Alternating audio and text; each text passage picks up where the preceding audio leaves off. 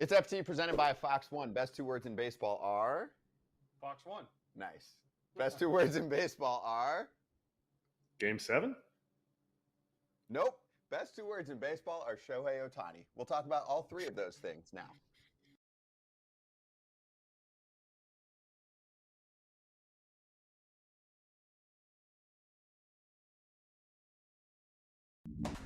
And I can't hold it much longer.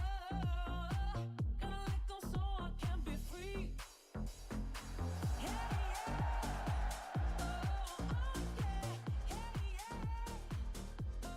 It's going to be a good day. We do love a Game 7. Real quick before we get into that. I'm trying to figure out my lock of the day because it's really hard when there's only one bet or one game to bet on, Kratz. So I'm sorry. I apologize. Guess what? We're about to have that for the next 4 to 7 games. I know, but it makes it really tough. It does. It does. I'm with you. We'll do that later. AJ will figure his out in the meantime. Real quick before we start. Did you guys know that it's the 150th season of MLB? No. I've seen that in multiple articles over the weekend. I hadn't seen it anywhere else. I read a lot of baseball. I haven't seen it anywhere. So I'm wondering why I hadn't seen it until now. Kratz, had you seen that? Not once. Not until you texted it. It's crazy. Like, that'd be something. I remember when it was 125 and you got your Louisville bats, and each Louisville bat had like this massive 125 years like stamp on the bat. Like, I thought it was pretty cool. 150? Why is that not being celebrated? What are we trying to avoid? Wait, were you playing in 2000? No, we got bats. We got bats from, I forget what it was, but I wasn't in pro ball yet. But it was like the coolest bat. I was like, oh man, I need to have these kind of bats if I get drafted. Well, I didn't get drafted till 2002. No, that's weird because I don't remember this. I might have a bat from 2000, but I don't remember. I thought it was Louisville's 125th years when they put the big 125 on it. That's why I was confused. Well, maybe it might have been. I thought it was Louisville had the big 125 thing. That was what it was. Because I used to be a Louisville. I thought it said Major League Baseball, and I had the Louisville one. Well, whatever. Who cares? But anyways, I'm just happy from this weekend I didn't have to get a tattoo. Other than that, everything else. We're gonna make sure we have time for that. I wanna get a few minutes on that whole storyline since we didn't really get to it last week. And also, I'm already gonna not correct myself, but it looks like MLB celebrated 150 in 2019, but they said 1876 was the first season, and that is 150 years ago. There's nuance in here. I'm in like a rabbit hole with online AI right now, looking all of this stuff up for me, and I'm getting confused. So I'm going to drop it. Smart. It's the easiest way to get out of it. They started counting too much for me, so I'm out of it. But I did see it in multiple articles, like, 150 years of baseball. Maybe they were rounding a little bit. Maybe not. Don't care anymore. Let's talk about Game 7. charging the mound. We are charging the mound. We're presented by Lids. There'll be a number on the screen that you'll see later. And if you text it, you'll get a nice discount over at Lids. ALCS Game 7 preview. We did about 25 minutes of a post-game show after Game 6. AJ and I watching that one and commenting on it. So Kratz, get me ready for Game 7. What do you think? You've got Shane Bieber matching up with George Kirby. Bieber looked good last time around. George Kirby is a very good pitcher. He did not look good last time around. What are your expectations for this one, and how would you manage it? I would manage it that I have two really good pitchers on the mound, but I would manage it with my eyes, and I wouldn't manage it with the predisposed idea of, oh, yeah, any kind of trouble in the second inning, I'm taking George Kirby out. It feels like the manager roles have kind of flipped where it's like John Schneider was the one who had the quick trigger, and now all of a sudden John Schneider's like, I trust this guy. I trust this guy to get out of this jam. And Dan Wilson's the one that's like, I trust this guy. Wait, no, I'm going to get him. I'm going to go get him. Wait, no, he gave up that many runs. Like, it just feels like it's kind of reversed a little bit. And so that's why I have no idea what's going to happen tonight. But I don't see another stinker from George Kirby. I feel like good pitchers like this step up. I feel like Shane Bieber is also going to have a great game. I don't feel like it's going to be high scoring, so that means it's going to be 13-12. And also, See, here's the thing.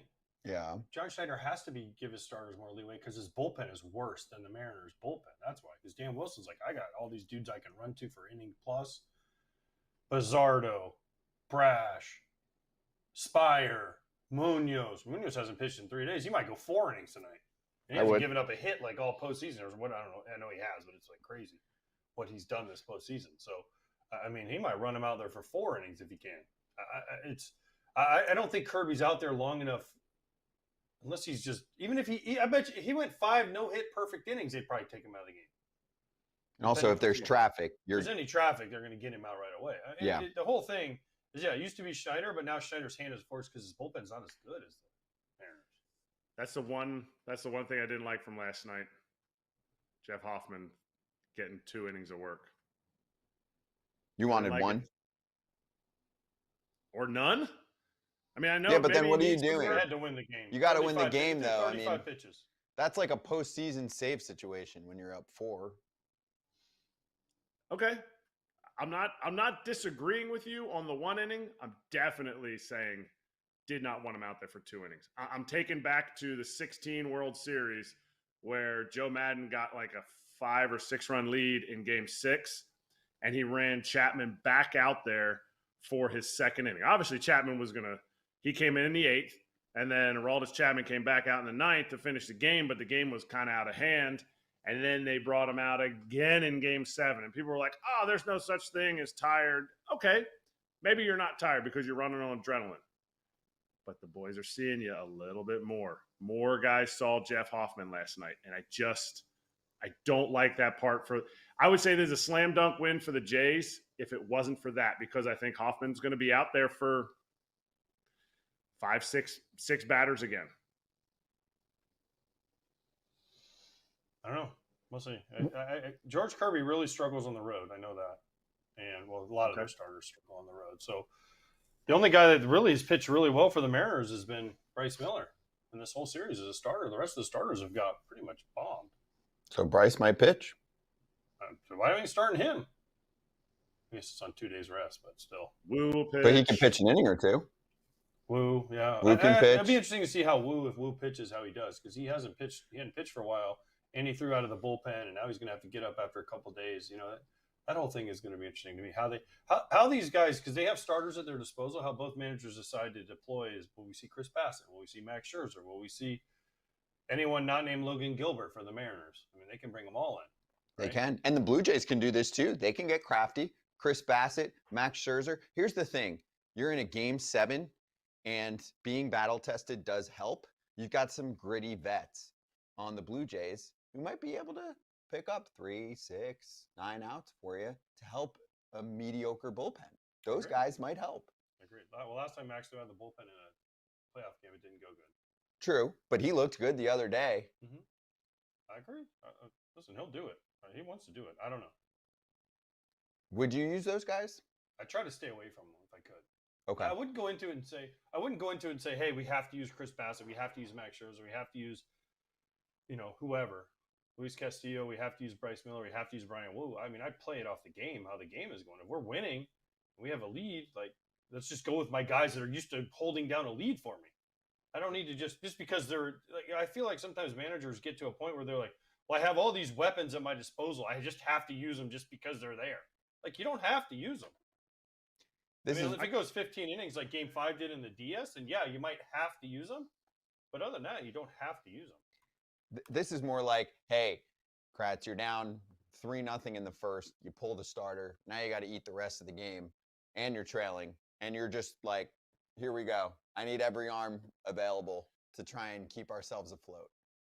This is where knowing the lanes really will give you an idea of who they would bring in. Like, let's say team goes down 3-0, and now you got the bottom of the lineup. You are looking to shut down the bottom of the lineup with probably not your top end guys. And then as soon as that top of the order comes back through, your top end guys hits them. And then if you have a window there where you're going to put in somebody like you talk about Bassett or Scherzer, if they're available or how they're feeling about it, then again, that bottom of the order. And then back to the top again, you're not going to have Bassett face Cal Raleigh. You're not going to have them if they're down. You're going to have the top guys. You're going to have Louis Varland, who's pitched all the time, face all those guys. So it's how many times through do you have 4 top guys to go through the order, and you're always facing that heart of the order. Everyday Louis. Should you pitch to Vladdy at all? Should Vladdy see anything? So I couldn't find it, but that one was going to be my lock of the day, and I couldn't find it on the a walk. the app. One walk for him. Why would you put that up there? I mean, I don't know, but that's what I was when we came on. I was like, "Where's the one walk thing?" Well, how about this? Over under Vladdy walks tonight 1.5. Over. Or okay. Well, here's my question. What about walk plus hit by pitch? Oh, because you think he's going to get plunked? He got plunked last night. I know. He was pissed too. Yeah. Well, Did you see? he should be. Did you see the post-game comments by George Kirby? The question was, how do you face Vladimir Guerrero? And normally it's like, well, he's a good hitter, we'll do this, that. He's like, you got to get inside. I don't know about you, AJ, but Game 7, some guys you're like, I don't throw inside because you don't really need to. He's always off the plate. To me, if they don't move Vladdy's feet, because I don't feel like even when he got hit yesterday, he just turned and he was just like that. His feet haven't moved. If the Mariners aren't going to walk Vladdy, you got to move his feet. You might get up and in on him, but if he stays balanced, to me, it's not enough. You got to make his feet move. You got to make him uncomfortable. How you gonna move his feet unless you throw at him? Because it's all righties for the Mariners. He's not facing Gabe Spire. I mean, if he is, there's a big lead or they're a big deficit, and they're probably putting him on at that point. So, I mean, who's gonna Kirby throws that 4-seamer up. He's not gonna run him one in on his. And he looks comfortable. He looks comfortable. Of course he does, but they don't throw any. I mean, they try to go in. Guys don't know how to pitch, and so I don't know. I don't know what they're gonna do with him, but I know there's gonna be at least one time where they put him on. It has to be. Mm-hmm. If Lucas and Springer get on, they have to, because Kirk's on the struggle bus right now, man. I would say any spots besides what? Bases empty? Yeah, but even then, you don't want to give up that run. But Kirk has been on the struggle bus. He hasn't hit. Yeah, anything you're worried about. Yesterday, he had that just like 3-foot foul, ball off the wall. I think Dalton Varsho. If there's a guy from either side, I think Dalton Varsho at some point becomes a huge part of this game for the Jays. And I think like a Polanco or Canzone become some type of big part for the Mariners for if whoever's going to win, because you just can't let the other guys beat you. That's it. It sounds remedial, but that's where this Game 7 is. Andy in the chat said Ernie Clement is the most dangerous hitter in the ALCS. I just wanted to say his name too. He's been one of my favorites to watch. I like his game. Mm-hmm. Swinging at most things, making contact at most things. I mean, he's hitting, 4-something or whatever in the playoffs? Yeah, he is. I like him. And someone we had on recently said he's the one they think of, like the, quote, no-namers that broke out this year that actually has some good lasting power. Staying power? Yeah. You don't think Barger's going to stay around? No, stay around, yes, but he thinks like Clement could really blossom in the league, right? I mean, they don't really have that many guys that nobody's heard about if you've ever watched baseball. I mean, they got a lot of their guys. I mean, other than Barger and Clement, who else they have that no one knows about? Lucas. Yeah. I mean, those guys all this year really emerged. But I mean, Springer, Kirk, Vladdy, Bichette, Andres Jimenez has been around for a minute. Yeah. I mean, they got some dudes. Varsho's been around for a while. It's not like these are just out of nowhere guys. No, it's like 4 role players that have really emerged now and made them a more complete lineup. Those guys that we're talking about. Anyway, we'll talk much more about the ALCS. Let's take a quickie break and swing back with Joe Girardi coming up. But first, text territory to 29017 and receive 20% off your next headwear or apparel purchase at any U.S. lid store. Support FT. Very simple. Just to text the word territory to 29017. Back with Joe Girardi in a minute.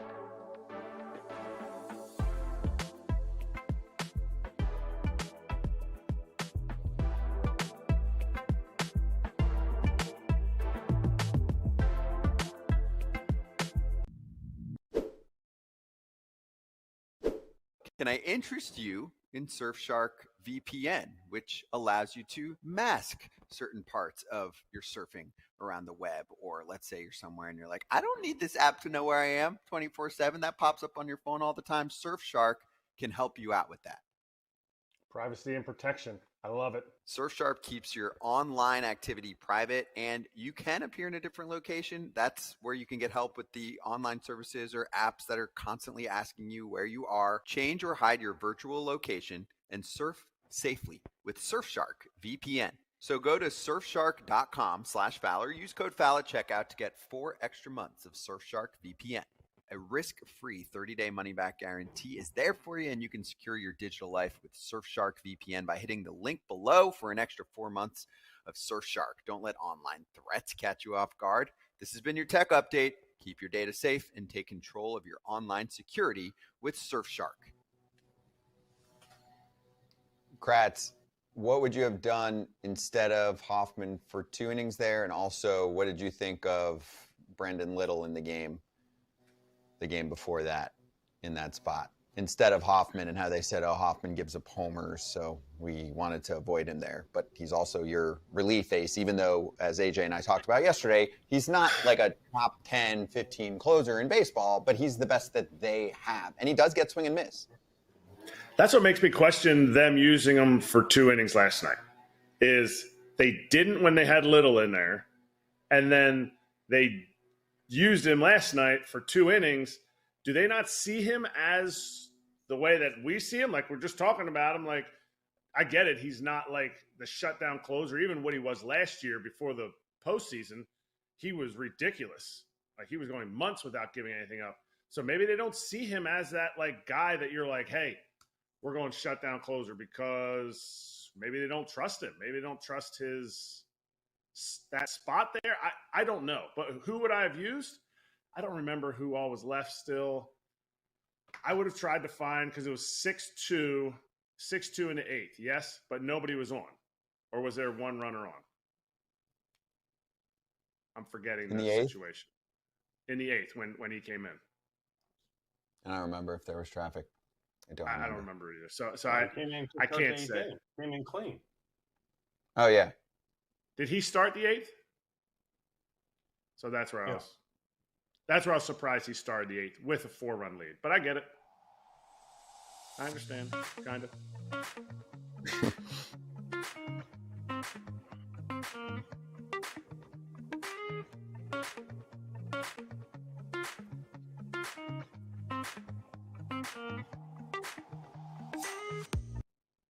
Hey, Joe Girardi's on Foul Territory. Joe, great to have you on. Good to see you. How you been? Yeah, great to see you. How have you guys been? We're doing well. We're holding up. Yeah. All right. Yeah. Awesome. You enjoying the postseason?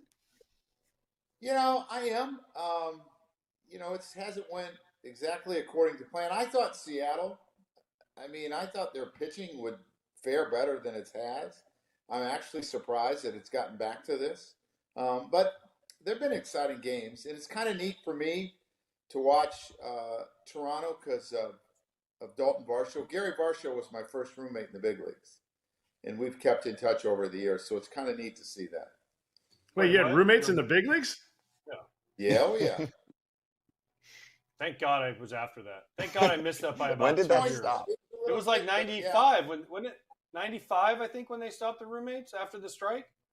So, yes. And Gary Varsho used to get on all the time because I would order a pizza every night after the game. And he's like, man, I'm going to get fat. I said, well, I'm not. I'm not worried about you eating the pizza. Yes, avoid the pizza. Self-discipline. Let's go. Okay, so ain't nobody sitting there and their roommate orders a pizza and doesn't eat some of the pizza. I'm sorry. It smells too good. There's just no way, unless you're allergic to pizza, which Scott is, and Good Times, which also Scott is. Everyone's going to try a piece of pizza. Can I just get a piece of pizza? Just have one. What did you say? Just have one piece. You don't need to have half. One piece. Yeah, but once that cheese touches your lips, the bread and you want more than one can just. It's like a Lay's potato chip. You just can't have one. No, that's fair. That's fair. Joe, first question, baseball wise for you.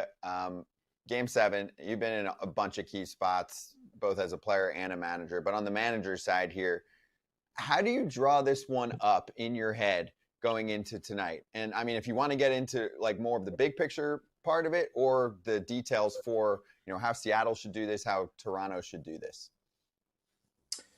Well, I think you always draw it up. You're going to get 6 innings out of your starter is how you do it. And then you go from there, what you have left in the bullpen. Hoffman, as you said, threw 2 innings yesterday, but I would think he'd be available for more than just 3 outs. And you look at your relievers, and then you look at matchups and who matches up best in those situations. And I would not be afraid to use, a couple starters in there if I had to, if I don't get, the 6 innings. But I would prefer to use my relievers. The thing with Toronto's relievers is it has not been a knockdown bullpen for the year, and there's probably sometimes a little bit of trepidation. But he's gotten this far with him, so I think you have to go with him. Okay, so I got to ask this. You said that you want to get 6 innings. Well, nobody gets 6 innings out of their starters anymore, Joe. You know this. It's run to the bullpen. Oh, no, there's a guy on first. There's a guy on first. We got to go. We got to get our guy. It's like, oh, my gosh. Oh, we have relievers that are starters and starters that are relievers, and we need to just get everybody in because we have all these toys in the basket. So we have to make sure we use them all. So after the game, nobody can ask why we didn't use this person. So I find it interesting that as a manager who's managed in these games, says, well, I went into it thinking my starter was going to give me 6, where nowadays if the starter gives them 3, they're like, oh, we got to get him out because one time through. I think I think the things that analytics doesn't always measure is they measures, the first time through the lineup, second time through the lineup, third time through the lineup. But it doesn't measure that I've seen a reliever 5 times in 7 days. They don't do that. And I think that's where clubs sometimes get in trouble. They overexpose their relievers, and the hitters have seen them a number of times, and then it's like seeing a starter the 4th time through. You're used to what he got. So I think at times they don't look at that enough, and it costs them. Can you see it and explain it?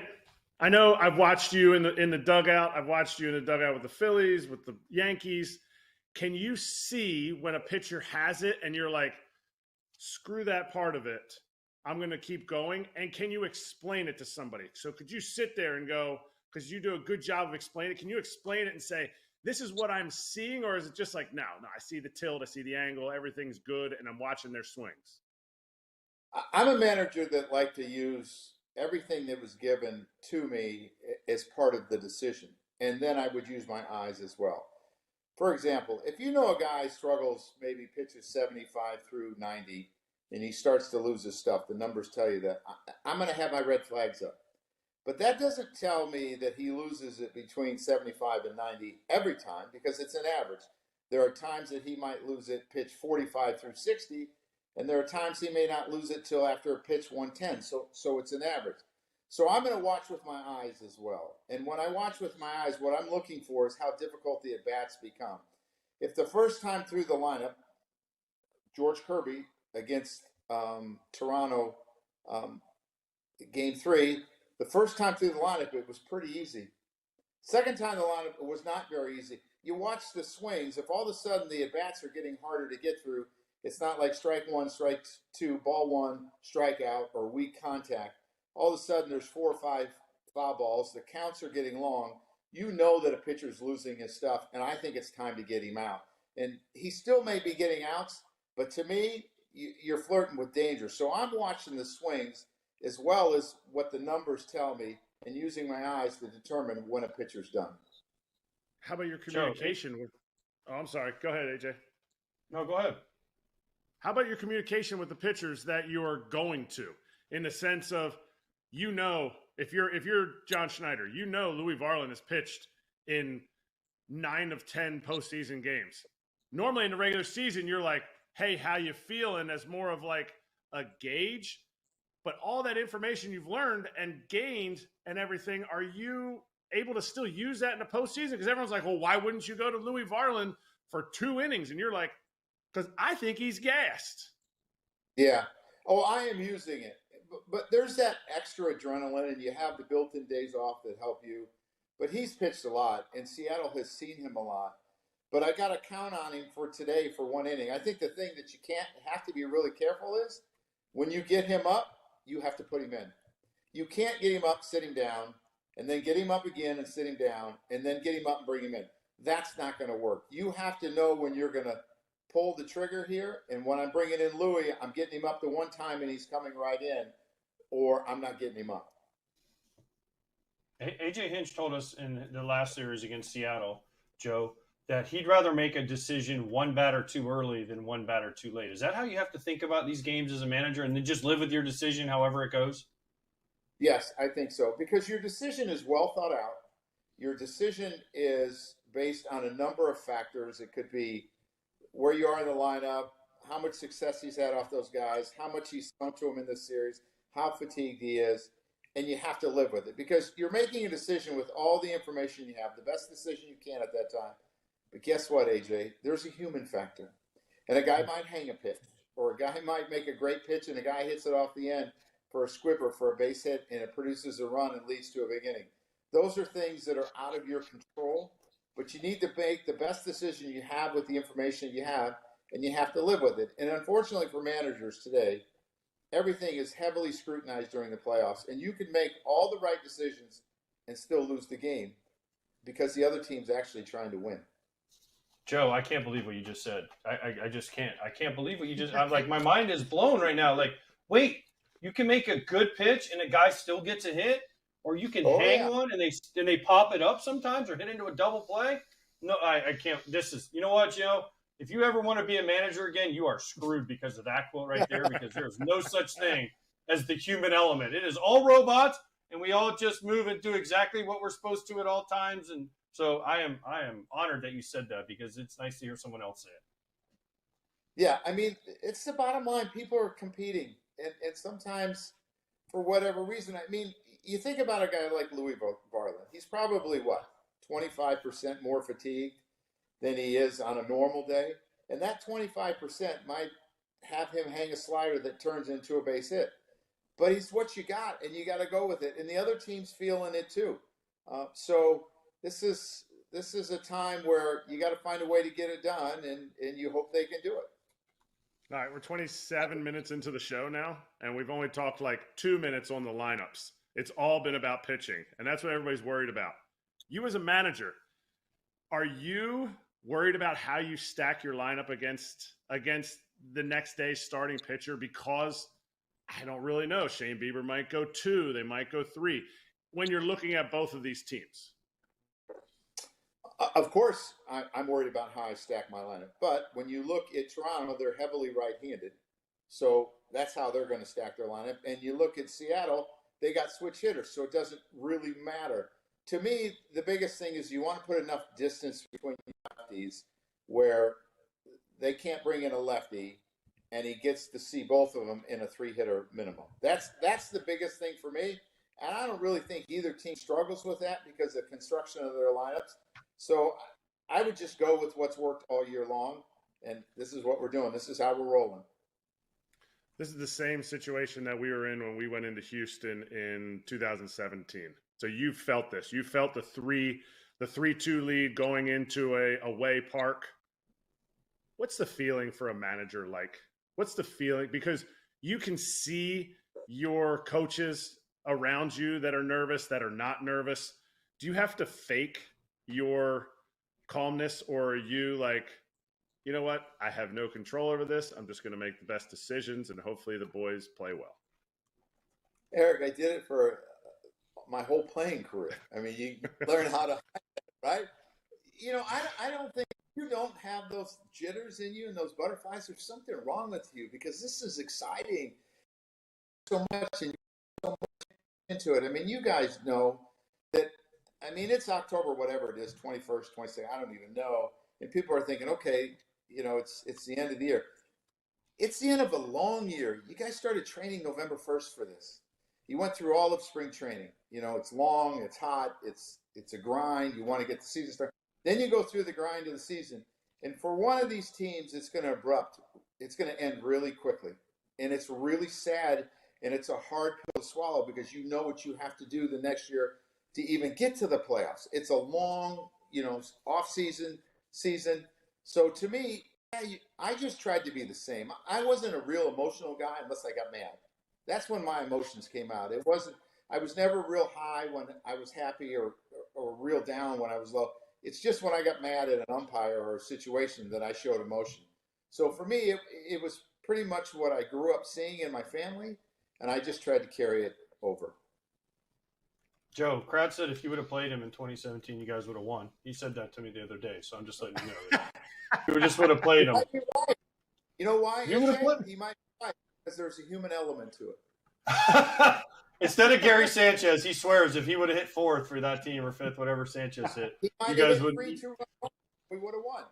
You never know. That's right. You just never know. You never know. All right, so let's talk about some other stuff other than Game 7, because Game 7 obviously is dominating everyone's mind. But there's managerial openings.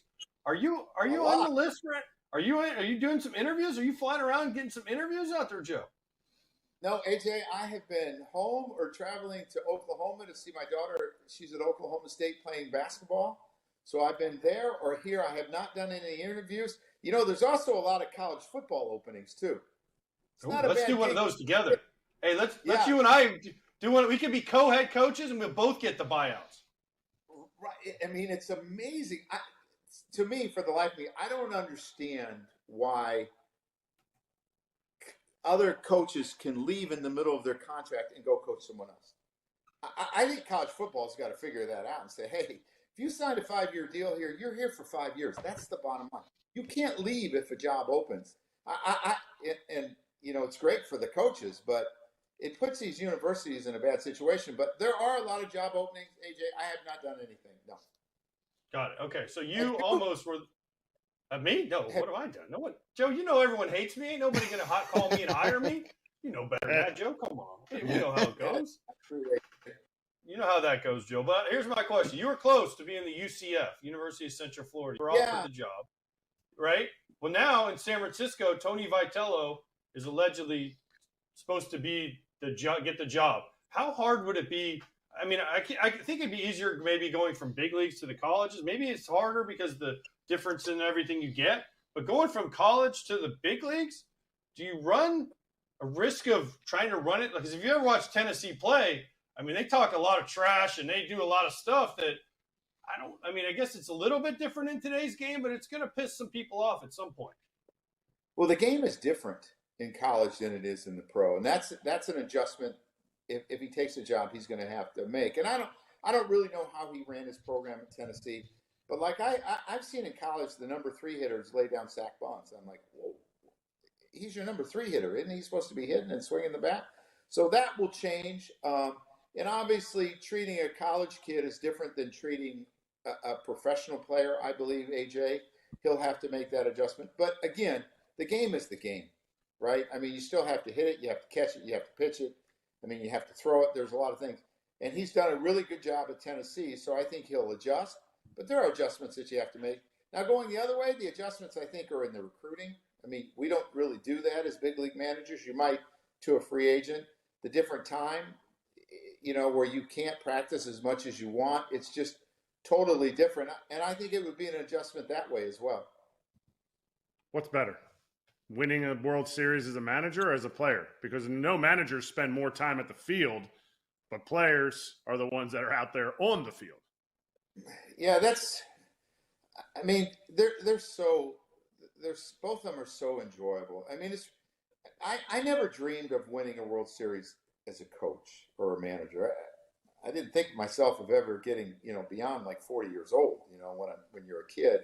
So I'd have to say as a player, it's more enjoyable. As a manager, it's more enjoyable for everybody else. And that brings a lot of like pleasure to you. Watching the players celebrate, that brought a lot of joy to my life. It should bring a lot of joy to your life. Yeah. But now let's go back to, since you were 27th, you were the 27th, right? You won the 27th World Series for the Yankees. They haven't got to 28 yet. Maybe it's because you change your jersey number because you were 27, and then see, you know what? It's now the curse of Joe Girardi. It used to be the curse of Bieber. Now it's the curse of Joe. So you need to go back to 27 on your baseball reference page. But what did you? I mean, obviously, I know you watch the Yankees, and I know you do some broadcasts, and obviously we work together, and you're great at what you do. And I loved working with you because you were so prepared and just awesome at it. But when you watch the Yankees now, what do you see, and what do you think is going to happen down the road? Because it's a team kind of stuck in the. I get the analytics and all that, but they're really home run or bust. There's nothing else going on there. I would argue a little bit against that, AJ, because they ran a lot. They pushed the envelope a lot on the bases, more than Yankee teams that I have seen in the past. Yes, they rely on the home run, and so do a lot of other teams. I think LA to a certain extent does. I think, the Phillies did to a certain extent. I just think the playoffs today are harder to win than any time before in our lifetime because of all the rounds that you have to go through. And I think there's a decent competitive balance now. And for the Yankees, they're not the highest payroll like they used to be. So they're fighting against some other teams that are throwing a lot of money at people, and it makes them that much more competitive. So, they've fallen short for whatever reason. Toronto has hit the ball extremely well during the course of the year and during the playoffs. Toronto was successful against them during the year. I think it was a bad matchup for them. And I think Toronto's a bad matchup for a lot of people. Even though I thought Seattle would get them, I've changed my mind. I think Toronto's going to win tonight. And I could be wrong. I've been wrong a lot. But I just think it's a bad matchup. And I think they're young in a lot of situations, and I think some of those young kids need to continue to develop. I don't think they're that far off, AJ. I mean, I look at their year, and people are upset, but you tell me you're going to lose Erik Cole, you're going to lose Clark Schmidt, you're not going to have Luis Hill back until about August, and your bullpen, Luke Weaver's going to go down for a couple of weeks. You don't have Stanton for the first 3 months. What would you have thought they would have done? And they found a way to get to the playoffs, and they lost to Toronto, who might be going to the World Series. It's not the year as a Yankee that you consider a success, but I think they overcame a lot. Do you feel like the comments by A-Rod and Jeter were more cherry picking in the moment of, they didn't win and it was time to, say these things? And do you feel like it's fair when guys that are not technically in the organization currently make comments like that about Aaron Boone or even the Yankees organization? I've always felt, Erik, unless you're in the clubhouse, you really don't know what goes on from day to day. You don't. And people would always ask me, like, do you listen to talk radio? I'm like, no. Why not? Because I know what's going on inside my clubhouse because I'm every day. I know why I made decisions because of I was in there every day. And a lot of decisions are made on factors that the outside does not know about. And sometimes you just have to bite the bullet as the manager, the GM, a player, just because of those things that people don't know about, and you want to kind of keep them under wraps. And I think it can be unfair to comment on what goes on in an organization if you're not there every day. Now, if you have insider information, that's a different story. But I'm not so sure that they did. And, it's the one thing that I try to do as a broadcaster is never forget how hard it is to play the game, how hard it was for me, how hard it was to manage from a day-to-day. It's difficult, and the game moves really fast. And I know a lot of people think our game moves slow, but you guys can attest to it. When you're playing it, it moves fast. The decisions that we have to make, it moves fast. The determination if you're going to swing or if you're going to come in on a ground ball that's in 115 miles an hour, you're going to take a step back. All these things happen really fast, and it looks easy on TV, but our game is very hard. So I tend not to be very judgmental. All right. Well, what about the lineups and the involvement in front offices and lineups? When you first started managing to when you were done, how did that change, and how much should they be involved? I had the lineup every day where I was at, every day, whether it was Miami, New York, or Philly. Now, there were times I would go to the front office and ask, you got any lineup ideas? Because maybe we were struggling scoring runs, and maybe there was something that they could print out that might work. But I was never told what the lineup was going to be. I made the lineup every day. I would ask my coaches. We would sit down and we would talk about it. I would think about it the night before when I was in bed, trying to fall asleep. So, and one of the things that I realized was when I was trying to put together the Phillies lineup the first year that we had Schwarber with Harper, I said, give me 3 different scenarios where I split them up, I don't split them up, where I have 2 righties in between them, and give me some different lineups so I can look at them to see which one I think is, best. So I got like 3 different lineups, and the amount of runs scored difference during the course of the year was like a total of 1 to 1.5, not per game, per year. So I said, so you're telling me I'm racking my brains over this for 1 run? I mean, this is crazy. And I think that, we talk about moving players all the time, and this guy's scuffling, so let's move him down. And there were times I would say, okay, who do you want me to move up there? And no one would have an answer. I said, well, that's why I'm not moving him. I don't really have an answer to put there. If I did, I might think about it. But inevitably, when you shake up your lineup and you move your lineup around, and the guy that's struggling, you drop to 7. Guess what? In the first inning, he comes up with the bases loaded, 2 outs in the first inning. You're like, man, I was trying to get him some easier situations maybe to hit it. And look, he's in this situation again. So I think we make too much of the lineups. I think you want to get your best hitters up the most, and then you go from there and you try to make it harder for the manager to navigate his bullpen through your lineup. Makes sense. It makes sense. Joe, do you still eat like 2 eggs the same breakfast every morning? 5 eggs? 5 egg whites with a little ham and dry wheat toast. Absolutely, AJ. I make a sandwich every day. The dogs get a little bit of ham. They get a little bit of toast with me, and I go to work. Okay. So I just asked that because you're very steeped in, like, I don't want to say, you just have a routine, right? You're very steeped in a routine. You don't seem to let things go very easily. And the reason I ask is because 2017, you were the Yankees. That was the Astros year with the trash can and all that. Have you let that go yet? Because the fans haven't. Bregman gets booed. Altuve gets booed. Correa gets. I mean, they're still getting killed. In this series in Seattle, they boo him more than anyone else. That's what I'm saying. So I was on a text chain the other day, and someone on the text chain wrote something about that 2017. And the person didn't realize I was on the text chain. And I said, hey, man, you got to let that go. I've let that go. That's in the past. Let it go. It is what it is. And, yeah, you got to let it go. I mean, that's a long time ago. And AJ, I could say every team is always looking for every advantage. When you find advantages, you have to do it the right way. All right. Well, that's one way to put it. Yeah. That's definitely one way to put it. I mean, you see teams giving, the bird flapping, and I Judge is out there going like this. Judge is out there going like this. And then I wonder, like, are they just trying to mess with the pitcher's head? Like, so, I can remember catching. We used to worry about the first and third base coaches, right? And we'd have to protect our signs and protect how late we moved and all that. And you had to change your signs with runners on second. That's just the game. I mean, it's in every game. You always look for tendencies that people do that tell you maybe you can predict what the play is in basketball, football, everything. I mean, it's what we do. We're looking for every advantage. You got to do it the right way. And unfortunately, it wasn't done. People paid for their, sins, if you want to call it, and you move on. That's over with. It's totally over. And I think MLB dropped the ball because you guys as a team actually told them in July that something crazy was going on, but MLB never listens. You don't need to comment on that. That was my comment. But in that season in 2017, there was a rookie on your team, Rookie of the Year, Aaron Judge.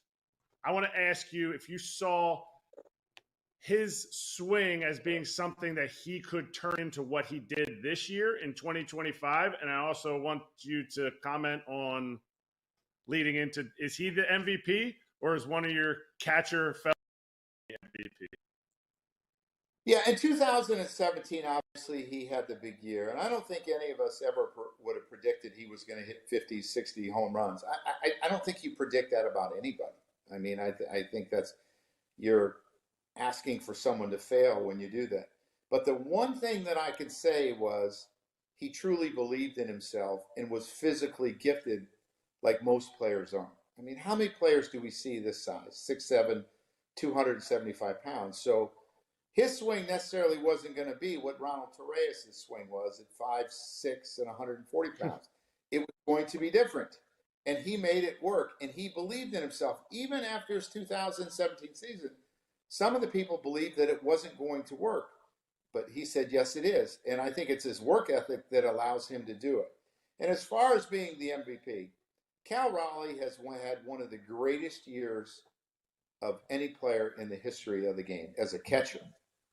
But I still think when you look at the numbers, and today it seems that's exactly what we analyze, the WAR, the OPS plus, Aaron Judge should win the MVP. And I think it's going to come down to, and I don't want to take nothing away from Cal because the kid played every day. What an incredible season. I don't know if you'll ever see him repeat that, or any catcher have that type of season in the game of baseball. And it's unfortunate there can't be two MVPs, but I still think with how we base it, Aaron Judge should be the favorite. Hello? Oh, Hal, yes. Joe, yes, he did say Judge would be the MVP. Oh, you want him to keep doing jobs on Yes Network. Oh, sure, yes. He says thank you, because otherwise he's completely off base and way wrong, because Cal Raleigh is the MVP. There's no other reason why a fellow catcher would say that. Thanks, Hal. We'll talk later. Bye. Yes. Oh, sorry. Hal called me because he wanted to let you know that you still have a job at Yes Network. So it's fine. It's fine. All right. So before we let you go, I want to know, when you go to Stillwater, do you get a discount at Eskimo Joe's on the cups and the drinks there when you go see your daughter play basketball? When you walk in, since your name is Joe, do they give you a discount at Eskimo Joe's? Oh, no discounts. They don't need discounts. It's a fan favorite there. They don't need discounts, so that's okay. But obviously, it's been a fun run for my daughter. She's a freshman. We're excited. Her season's starting officially November 3rd, and we can't wait. Good luck. Yeah, we're excited to watch, Joe. I'm going to have to tune into girls basketball. We're going to watch. Yeah, we will definitely check it out. That's going to be fun. Well, good luck. You're going to be at most games, or as many as you can, right? Yes, and you could tell with my height that the basketball skills did not come from me. Athleticism, though. Athleticism. Yeah, durability. Younger catchers are the best athletes. Come on. This, brains, all that. No. She got her athleticism from her mother. Because, Joe, in 2022, when you were the manager of the Phillies, we would sit in the manager meeting before the game, and you would show me videos. And I told the guys beforehand, I said, that's the best high school female basketball player I've ever seen. And you would just constant video. You're like, one more. This is her crossing over a guy that's on the varsity high school team. And so she was young at that point. Yeah, she really loves the game, and it's been fun for us to watch her. And she's got that work ethic that any parents would be proud of, and that's what we love. Also, Kratz, you have to remember, he started a school called Grandview Prep, which I've never even heard of. I've lived in Florida my whole life. And it was the same people that Arch Manning played against in high school that were all like this much shorter than him, and they all weighed 100. So she's out there breaking these dudes down. He's on the varsity team. He's also 5'2". We're good. Hey, AJ, I do know that you know Florida. You've heard of DME, right? Yeah. They beat DME. Okay. Right? So they played some really good competition. It's just when they got to their division, the competition wasn't as great. Okay, that's fair. I'll give you credit for that one. And by the way, Alan Kunkel says hi, too, by the way. Tell Kunk I said hello. I will. Joe, we got to jump. This was awesome, though. Thanks for stopping by. Great to see you. It was long overdue. Hope you enjoyed it. Have a great night, Hine Snatchers. Don't second guess the catchers either. Never. That's right. See you, Joe.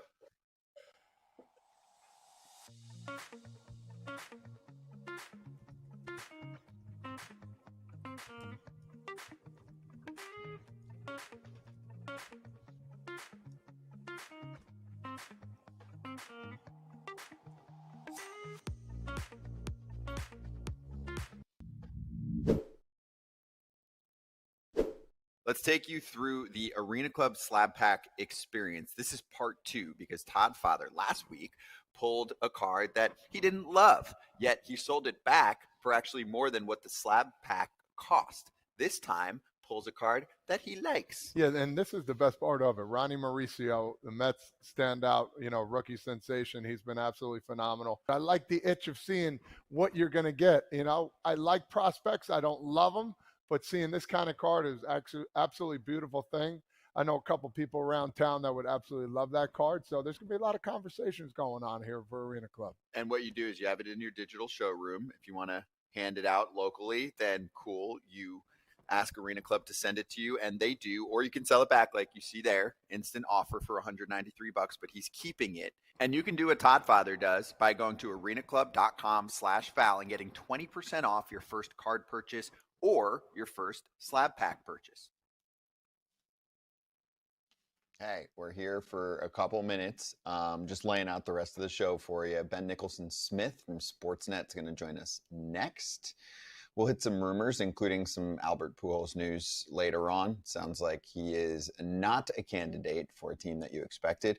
We'll also talk about the Tony Vitello news, which I think is fascinating. Interested to get the take from both of you, and we'll talk about it later on Baseball America Hot Sheet, which you can see on the BA YouTube channel. Andy McCullough joining us later to talk about the Dodgers. We're going to spend some time on Shohei Ohtani. Was that the best postseason individual performance ever? So there's a rundown for the rest of the show. We did some extended time with Joe. Joe's a good combo. I mean, he's a smart guy. Yeah, he's entertaining. I always like hearing him on TV and all that. Every time you bring up Albert Pujols being a manager, all I think of, if you guys remember Chris Duncan, he passed away a few years ago, but he used to hit behind Albert Pujols. And every time he would tell a story about Albert Pujols, he would always talk about him in like an Arnold Schwarzenegger voice. He was like, "Come on, Duncan, do something." So that's whenever you say Albert Pujols being a manager, I just wonder if he'll use his Arnold voice or not. He's like, "Come on, why are you guys not playing better? I have 600 home runs. Come on." He's gonna tell everyone, this is easy. You know, like the Pujols Miggy kind of mentality. Like, this is easy. How come you guys can't hit this? That was the old Ken Griffey Jr. when I played with him. I don't understand why you guys can't hit. Well, it's not that easy, Ken. Yeah, right. Thanks. Appreciate that.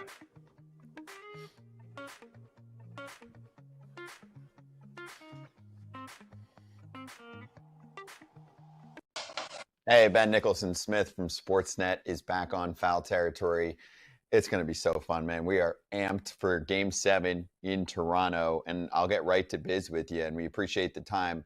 How do you think the pitching is going to play out for John Schneider? What does the circle of trust look like? What does the leash look like for Shane Bieber? Hey, guys. Yeah, I think the leash for Bieber will be reasonably long. He was really good in Game 3. They're going to need him to produce for them tonight. The circle of trust is not that big, I think, elsewhere in this Blue Jays bullpen. I mean, Schneider publicly will say that he trusts everyone. He believes in all these guys. But I don't know that beyond Sir Anthony Dominguez, Jeff Hoffman, Louis Varland, those seem to be the three guys that they really trust. Beyond that, it honestly might be like a Kevin Gausman or even a Max Scherzer coming out of the bullpen to bridge that gap.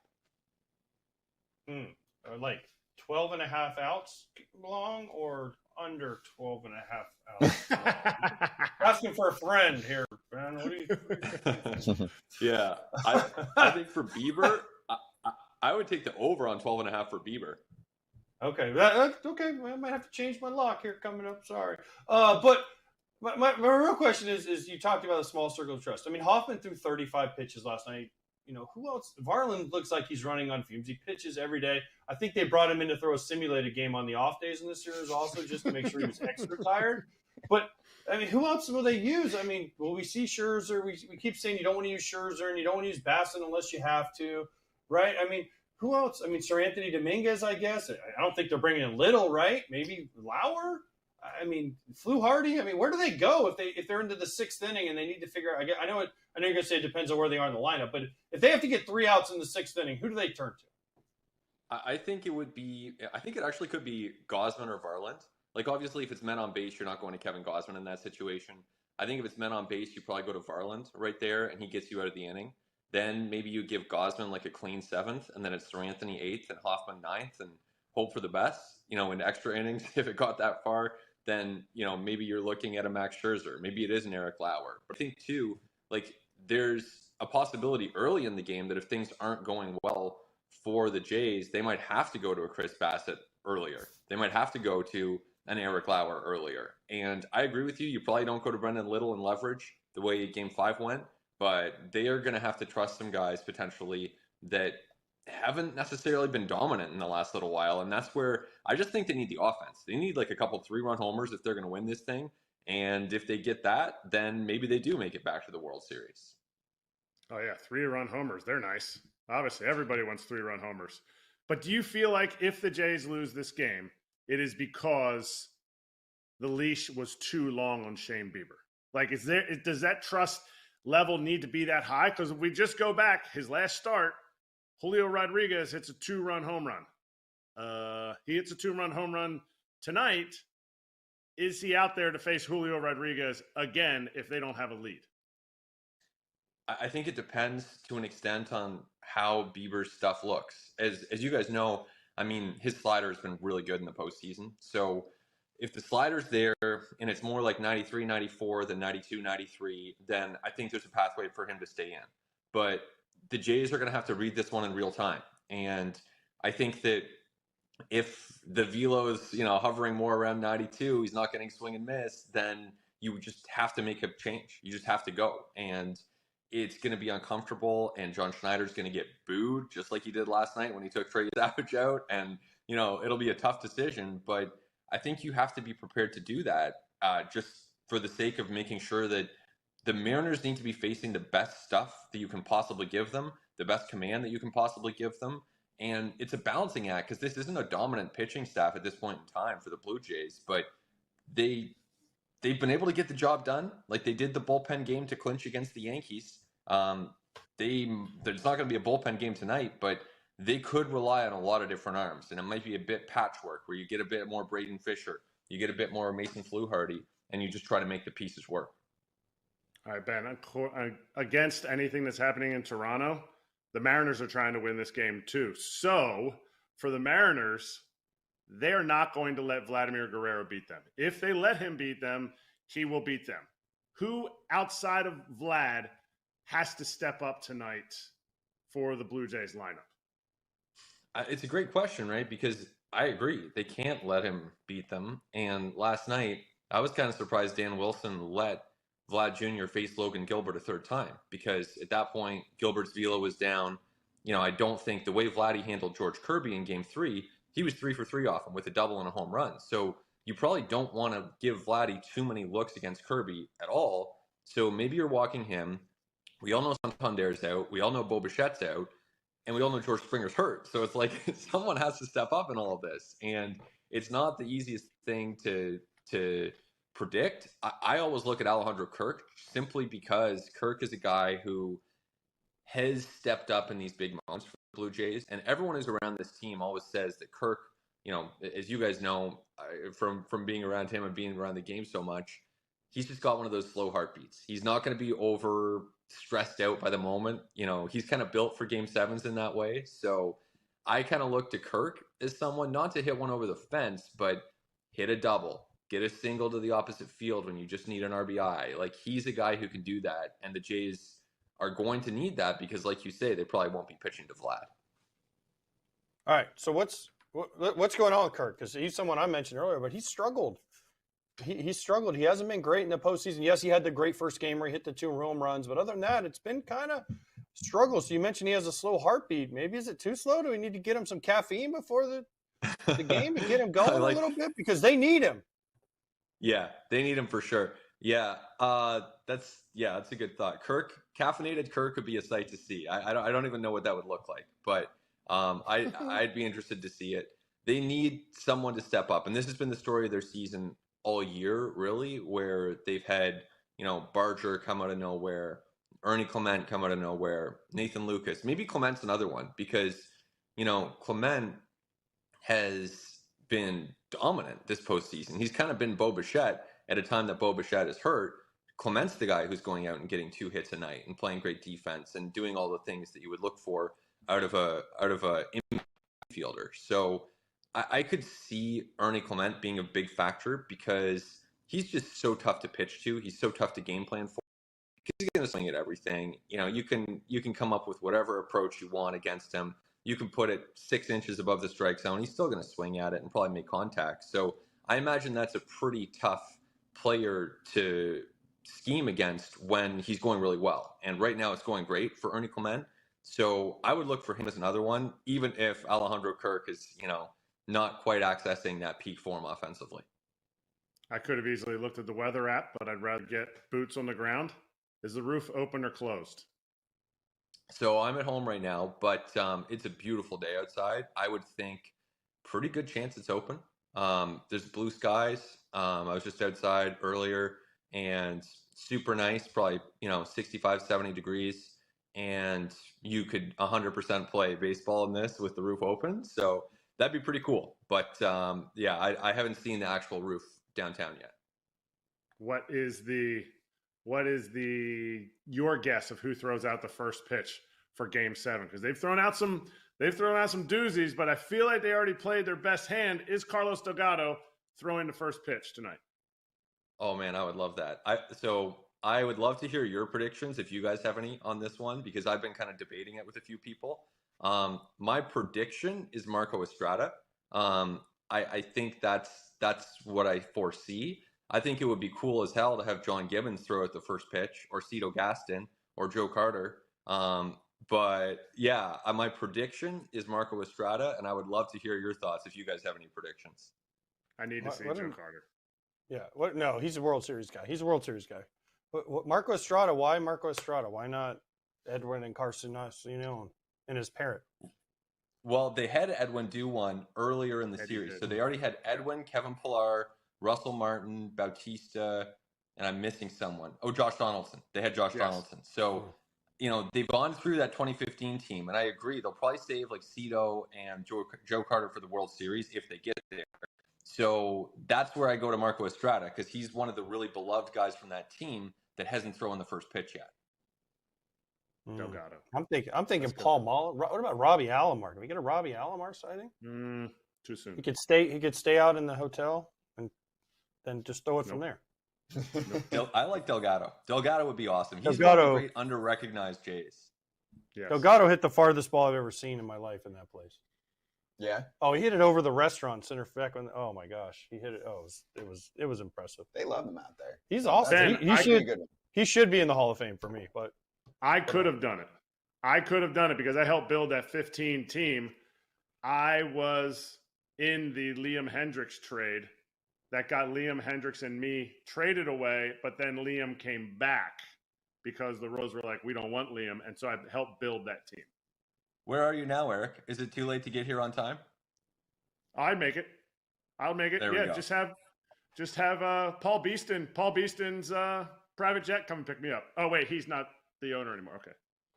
Well, you know what? We'll see who it is. But yeah, I think it'll be it's one of those cool moments. I actually love first pitches. Like when the Yankees had Hideki Matsui do it, I thought that was really cool. The Mariners had like Randy Johnson and Jay Buhner doing it. As someone who always I like the players from the past, it's just so cool to see them come back and get that applause.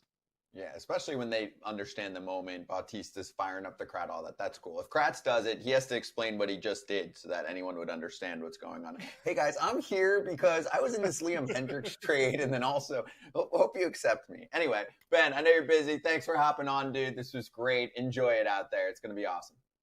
Thanks so much, guys. Have fun. Thank you. That's Ben Nicholson-Smith. He's had great coverage of this series and the Blue Jays for years. Give him a follow at B Nicholson-Smith.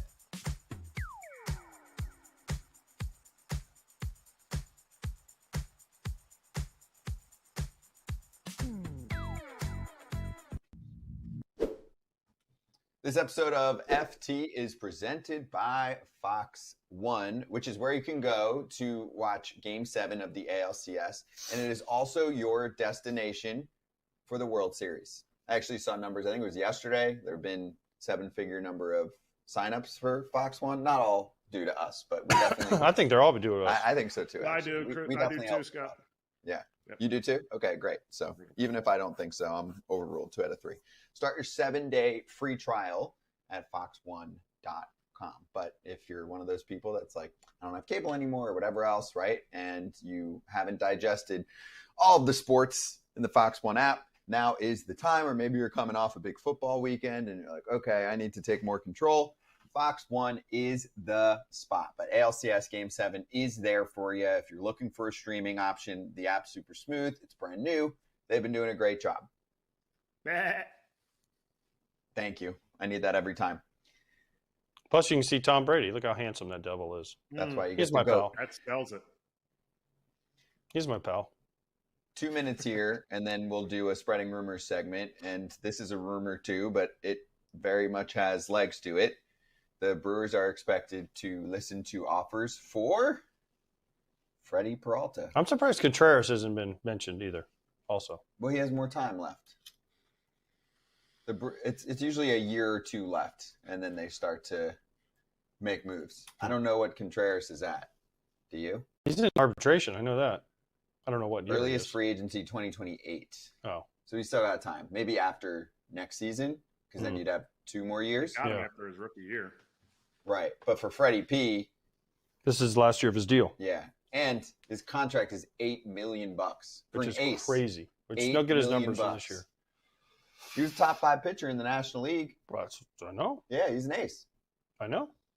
He's going to be highly coveted if that's what they end up doing. And that is And he what they takes the do. ball every fifth day and pitches. He does. He's durable. But this is what they do. I mean, they did this with Corbin Burns. They did this with Devin Williams. Mhm. I mean, Devin Williams, for example, Caleb Durbin alone had a really nice year for them. He's like totally a Brewers player. I actually think the Yankees could have used him at shortstop. But still, I mean, they've been able to swing guys. DL Hall, Joey Ortiz. Yep.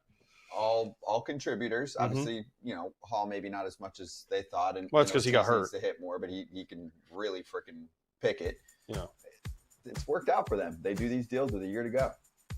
Massive We'll talk haul. more about it in the offseason.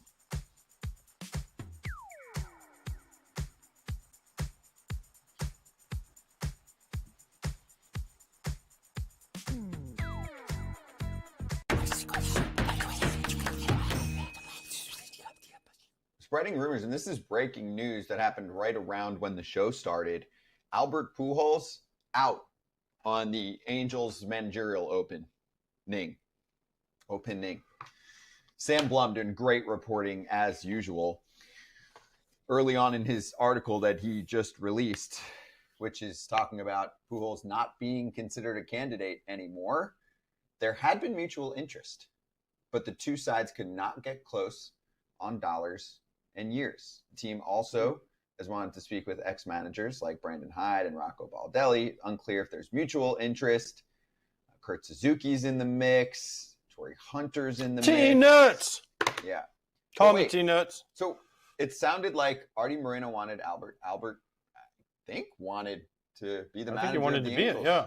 And they couldn't see eye to eye on money. There was a prior article from Sam Blum about that money, and he kind of mentioned how the Angels have a little bit of leverage because they have this 7 years left, I think, on the personal services agreement. It's $1 million a year. In baseball terms, that's not like massive numbers for a team, although Artie Moreno likes to, yes, this is different. But Artie's not going to double dip either. So like, I'll pay you 7 to manage and 1 to That's the personal problem. service. But if the way I understood it was, if Pujols signed elsewhere as a manager, that comes off.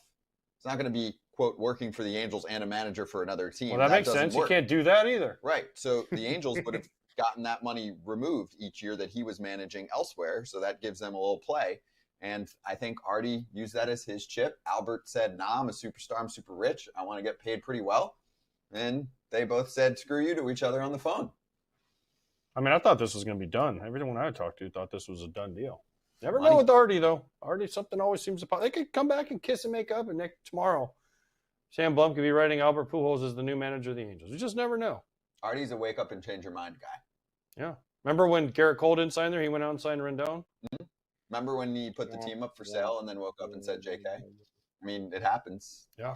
It's his team. You Why you never gotta know what always you're bring gonna up? get. Why you gotta always bring up old stuff? Maybe Artie's changing. He sees this youth movement in LA, and he says, "This is going to be the new team. This is going to be the new Angels. We're phasing Mike Trout out for the next 7 years. I'm not just going for advertising dollars, even though I wanted Albert Pujols because I figured he would sell more tickets and more advertising. I'm not the same Artie anymore. Okay." It is a good point. I mean, Artie Moreno likes big names as much as anybody in the sport. And he really cares about having that ticket, that big He ticket. clearly didn't item. care about winning. No, he doesn't. Or maybe I've just told doesn't the know story how. before. The starting pitching conversation from years back, real person involved with the Angels said, why would I spend money and care as much about a starter when they only pitch every 5th day? Need everyday guys that we can market around. Well, it's funny. That's really not how baseball works. Well, then you know what? Then he should go out and hire the crap out of some bullpen guys because they pitch every day. That's true. You can Right? market Market around bullpen guys. Go sign Edwin Diaz. Kenley Jansen. When he was there. They did that already. So. I'm just saying, like, if he doesn't like starting pitchers, then go out there and go get some guys that do pitch every day and some bullpen guys. Wait, he wants guys that play every day? He wants guys that play every day? But he signed Rendon. You wouldn't know. I know. As much as we're joking around, I actually thought if Albert was going to hop into a role, this was a good spot for him. It's a no-pressure spot. Yeah. Like, if you're going to the Orioles or the Braves, right? One of these teams that should be a playoff mixed team next year. Padres, there's heat, right? Because it is a little bit of an experiment when you bring someone in that hasn't really done anything coaching-wise in baseball yet besides the Winter League. Yeah, I mean, although there's been guys that have done okay. Oh, yeah, Booney, Cora, right? There's guys that are managing now that didn't come. Cora was a bench coach before. That's true.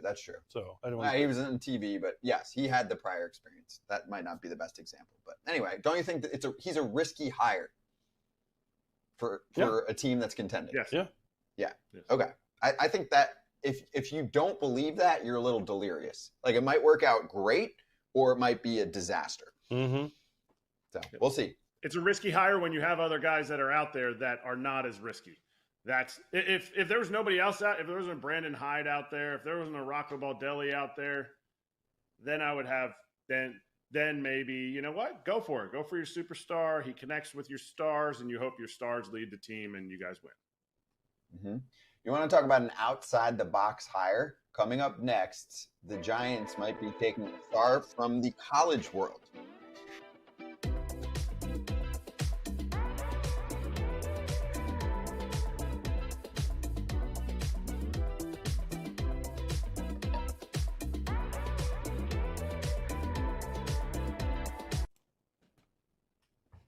Hey, we're here and we're asking you to subscribe to Foul Territory if you don't already. I know most of you that are watching are like, duh, I subscribed a long time ago, but just throwing it out there. Same thing on the podcast side, Apple, Spotify, wherever you listen.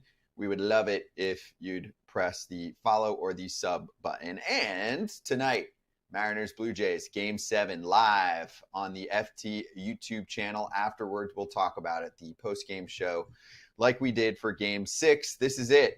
Who's going to make it to the World Series? Mariners for the first time ever, or the Blue Jays for the first time since 1993. We'll break it down instantly right after it happens. And yes, I love the graphics on that. That little promo hyper. Yeah. The hyper color. I'm pumped. Yeah. These games are so late, man. 8 o'clock. But hey, what did I tell you last night? Just don't forget what they Don't forget to come on. I came on. No. Dude, they used to be like 4. Oh, I know. They were a lock. Like, I know. Trust me. And again, it's fun. But I don't care. Game 7 doesn't have to be 5 hours to be good. Like, it can be 3 amazing hours and still be good. Mm-hmm. I disagree. And maybe I wasn't in media long enough before they changed the timer rule. Like, when I go to a movie, I want that, John, to be 3 hours and 15 minutes. If it's one of the best movies I've seen, I want it to be longer than all the other movies. That's how I felt about the long World Series games. I know you media personnel love to complain about how long games were. I never experienced that as watching a game as a media personnel until they changed the time, until they put the timer into the game. Well, I don't know if you're accepted. No, I disagree. AJ is even as a player, I was like, these games take too long. I don't want the playoff games to ever end. With their batting gloves for 30 Nomar? seconds. Oh, Like, my gosh. What the hell are you doing? Nomar? Because I did. Even when I was a kid. Nomar? I remember sometimes also I would do the timer with my dad. I'd be like, we would like time how long it would take between pitches for the super slow guys, right? What was the Baez guy? Pedro Baez? Was that his name? Oh, yeah, the guy for the Dodgers? The human rain delay? Ugh. There were guys that Freddie Garcia used to take forever, but that was just because he was sweating to death between pitches. He needed the blow. He needed the break, but I mean, yeah, there was guys that just took a long time. I don't Kyle miss those Kendrick. guys.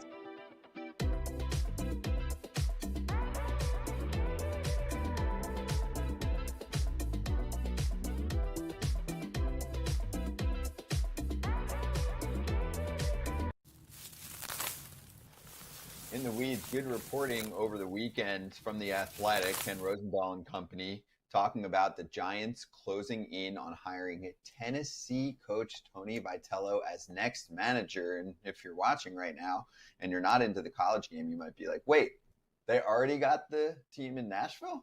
No, this is a college coach. It's a very successful program. It wasn't a very successful program before he took over. He's, I would say, a media darling, right? He's just very highly regarded in a number of components. Is he the number one most successful college baseball coach? No. But what he's done has stood out. Anyway, Buster Posey's like, I'm into it. Let's do something outside the box. It's not official yet, but it looks like it's going to happen, the 47-year-old taking over the Giants. So this never happens. How do you think it's going to work? Yeah. I don't know. I don't know because I just don't know how you just go from college to the big leagues. You go from controlling a bunch of 18 to 22-year-olds. Well, there's like some 25-year-olds still hanging around there, but mostly 18 to 22-year-olds to dealing with guys that are 30-plus years old that have established careers. You can't scare them. Do this, you're going to run. Yeah, Tony, kick rocks, dude. Yeah, whatever. 8-year contract. Get out of my face. Like, what's he going to tell Rafi Devers? You know, like, oh, you're doing bad in school, Rafi. You lose your meal Like, no, like you can't force guys to transfer like they can in college. I don't know. It's going to be fascinating. Do I think he'll do a good job? Sure. But it's just such a big jump with no experience. And what I want to try to figure out is where is the connection between Buster and him? That's the one I can't figure out. Why is there a connection there? Am I missing something? Because I keep looking through he went to Missouri and he coached at Missouri and he coached at TCU and he coached at Arkansas, but there's no Florida State in there. I just don't, and now he's at Tennessee. I just don't know where it is. I don't know if it's anywhere. I think he wants to do it, Kratz. Because he was in the mix for another team too. I was listening to a show that was like 2 weeks old, the front office show that Jim Bowden does, who's on with us all the time, and a caller who was asking about Vitello as an outside the box hire for the Braves. So it must be a thing where Tony's also trying to. I don't know who his agent is, but his agent, you know, who his agent is like Jimmy Sexton in the college football world. Like Jimmy Sexton controls all the college football coaches. He's like, Kirk Signetti, the guy in Indiana, you might be the coach at Penn State. Oh, 6 years, $80 million. Right? Like, this guy might be a candidate. He just leaks it out there, and the school has to pay him X. Like this guy's, and then he gets the buyout. I mean, this guy. So it's whoever Tony Vitello's agent is nailing this. Even if he doesn't get this job, Tennessee's gonna be like, well, we might need to pay him more now. I'm not going to get into any conspiracy theory. I'm glad this gave us 2 days. We were allowed to have 2 days to think about it because when I saw the news on Saturday, I was like, really? And my first thought was exactly what AJ said. Like, how do you all of a sudden just become a big league manager? And Scott, you said, well, because he wants, this is something he wants to do. There's a lot of dudes that probably want to do it. I think maybe I'm wrong. I think a lot of college coaches are like, yeah, I'd love to be a big league manager one day. I don't think they could bounce around to like 6 different colleges to just all of a sudden one day get this top college job. But the more I thought about it, the more I said, okay, I don't know things that are surrounding it. I don't know how much he's getting paid. I don't know all this stuff or if he's using it as leverage.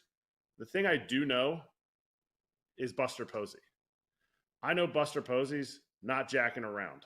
I know he is going from Bob Melvin, who maybe is a little bit more laid back, maybe says, hey, you know what, guys, go out and get the job done. And Buster's like, no, I don't want that.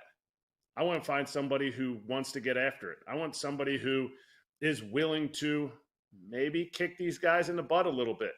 And can he change? Yes, I think Tony can change. He doesn't need to be jumping into the bleachers like he did in Omaha after they won. But I trust Buster Posey. And that might be naive of me. It might be I only played a month and a half with him. I only hung out with him in the offseason a few times. But knowing him and his drive to be successful and his desire to win for the Giants organization, if he thinks Tony Vitello's the guy, I'm 100% behind it. Think about it. About a third of the jobs. Yeah, but hold on. I just want to say, every GM president that hires a manager, they think they're the guy. They're not hiring a guy because they think he's going to suck. When the Giants hired Gabe Kapler, they thought he was going to be good, right? So, of course, they have to think they're the guy. They're not hiring the person to be like, Yeah, I just hired this guy as a sacrificial lamb for a couple of years so I can get 5 more years down the road. Like, no, they always think they're the guy. But doesn't this seem like a more high risk, high reward? 100%. play? Yeah. This is a very high risk move. One that high probably reward. only somebody like Buster Posey could get away with. How many GMs do you trust? I'm saying I trust him. I get it that when the Giants hired Gabe Kapler, they were like, yeah, it's somebody that Farhan Zaidi and his minions can puppeteer. And Gabe was like, I will do whatever it takes because I am the most robotic analytic manager that there ever has been in all the land.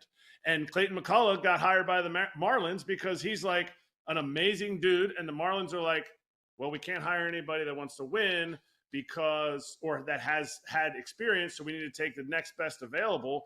I get it that they're hiring their best guys. I'm saying Buster Posey is going so outside the box that if he's going to go this far outside the box, he's not looking to hope to win.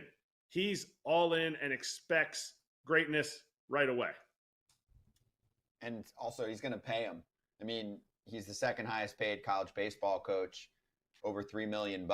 That's more than at least like half the managers out there already. Again, there's 10-ish openings right now. I mean, he's gonna have to get probably $5 million to make up for having to move and all that stuff. And probably at least 4 years, maybe 5, right? Yeah. If you're a poaching guy, because you can run that program for a long time. You don't think so, Kratz? You think he's only getting 2 or 3? I think he's getting under.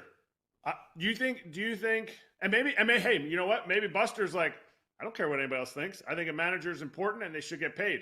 You think the rest of Major League Baseball's going to allow the Giants to, without like just saying like, hey, bro, like we can't be hiring a first-year manager. I get it. He's got experience. Nobody's going to come in with as much college experience, but a first-year manager getting more than $3 million, Kevin Cash is going to be like, Stu, can you give me the name of the new owners of the team? Because I need a raise. Erik Neander, please. I need a raise because I've been here for a while and I'm not making 3.2. Then they'll give for years to counter the money factor so that you still get the money overall looking good. They'll give him 5, right? Because you're taking him from a place where he could be there for 20 years. So we'll get more on this. We're supposed to talk to someone like Susan Slusser tomorrow. So if you're into this story, then stay tuned. Coming up next, let's spend some time on the Dodgers with Andy McCullough.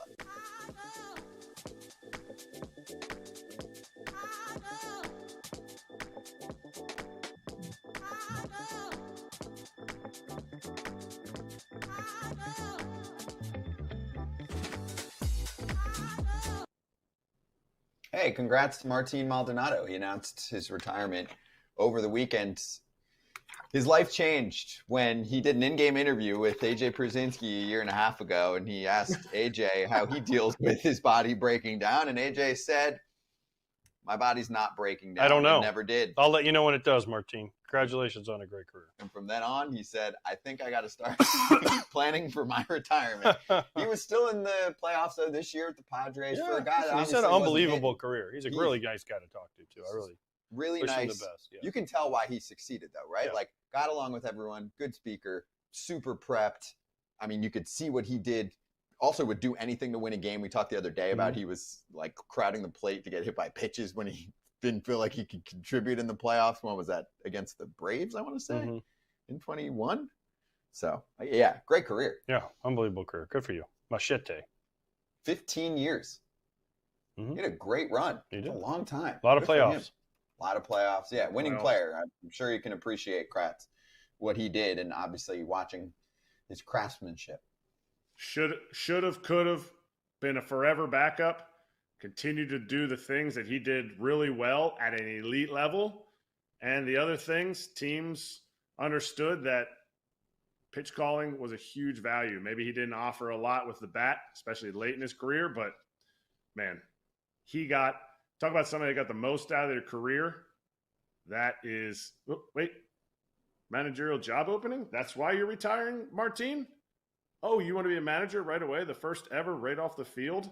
Literally 1 year in? Okay, deal. Go for it, Martin. Good luck.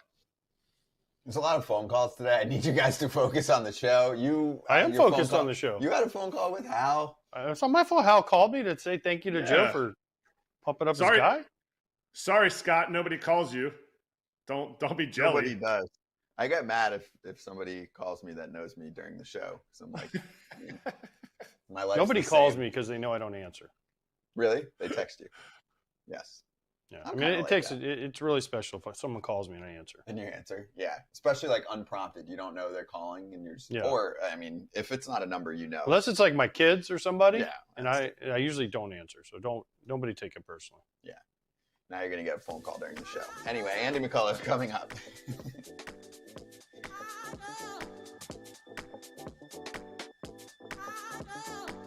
Ain't got no time for phone calls.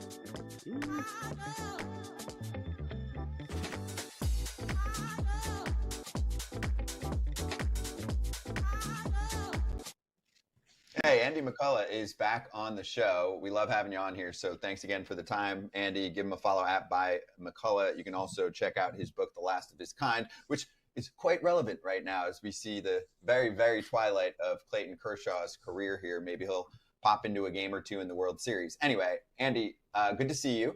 So first off, we haven't had a show since the Dodgers absolutely finished dominating the Brewers. So your thoughts on the series as a whole and how they look heading into the World Series? Because you covered this team, on the beat for a while too. Like, is this as good as it gets right now? I mean, they're certainly playing at an extremely high rate, and their pitching is so strong right now. I mean, the starting pitching, Snell, Yamamoto, Glasnow, the other, I forget the fourth guy's name. They were all really, really good against the Brewers.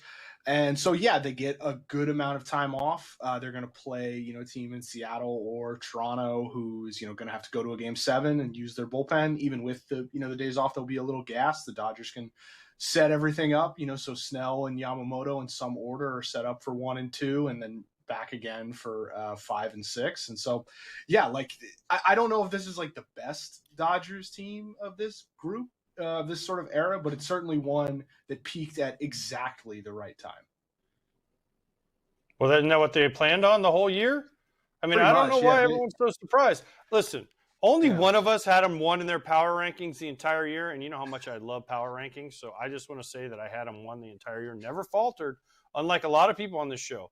But this is what they were set up for. They knew they were going to make the playoffs. They weren't worried about it. They said, oh, this guy's a little sore. We'll give him time off. This guy this guy that, blah, blah, blah, blah, blah. They got in the postseason. Everyone was worried because they had to play the Reds, who they dispatched like 52-7 in 2 games or whatever it was, right? And then they had to go play the Brewers, who had the best record in baseball, and they dispatched them. Then they had to go, it's like, come on. Like, there was never the game. The Phillies were the ones where you're like, okay, they have a chance, right? Now we're in the World Series. I know they have time off, but do they care who they play? Because this team was set up to win these series with overwhelming starting pitching, overwhelming number of arms in the bullpen, and an overwhelming lineup made up of MVPs and All-Stars. This is the team that they envisioned. And now here they are again, and we can see how good they are. Yeah, I mean, I'm sure, like, from in like a real like small context or whatever, they probably would like prefer to play the Mariners just because their offense strikes out a little bit more. Toronto, puts the ball in play, and so that can be a great quality at this time of year. But in general, they don't care. They're set up really well. They're going to have Blake Snell going in Game 1 and Yamamoto behind them, and they have Shohei Ohtani leading off every night. Like they believe they're the best team in baseball. As you said, it's not that they don't care about the regular season per se, but they have in the past few years really stopped. They've just become fixated on like, how do we get to October 1 as healthy as possible? And so, Blake Snell was given probably a little bit more time this summer to recover from a shoulder injury than he would have had on a team that felt like it needed to do everything it could in the regular season. They have targeted players in acquiring them who have more upside than reliability. So like Snell and Glasnow come to mind, right? These are not guys who are going to throw 200 innings. These are guys though, who if you give them the ball in a playoff game, you'll feel pretty good about it. They've carried Kike Hernandez these last 2 years, knowing that in the regular season, he's maybe not an elite player, but once the calendar turns to October, he's a really, really vital part of their offense. And so, yeah, I mean, they've made a lot of concessions and that like, they're not trying to win 110 games during the regular season. They're trying to win the last game in the postseason. This team, after they beat the Yankees last year, they got a little bit drunk and talked a little bit of smack on the Yankees. This is the most smack talk you've ever heard from Dave Roberts. His comments when he was on the podium.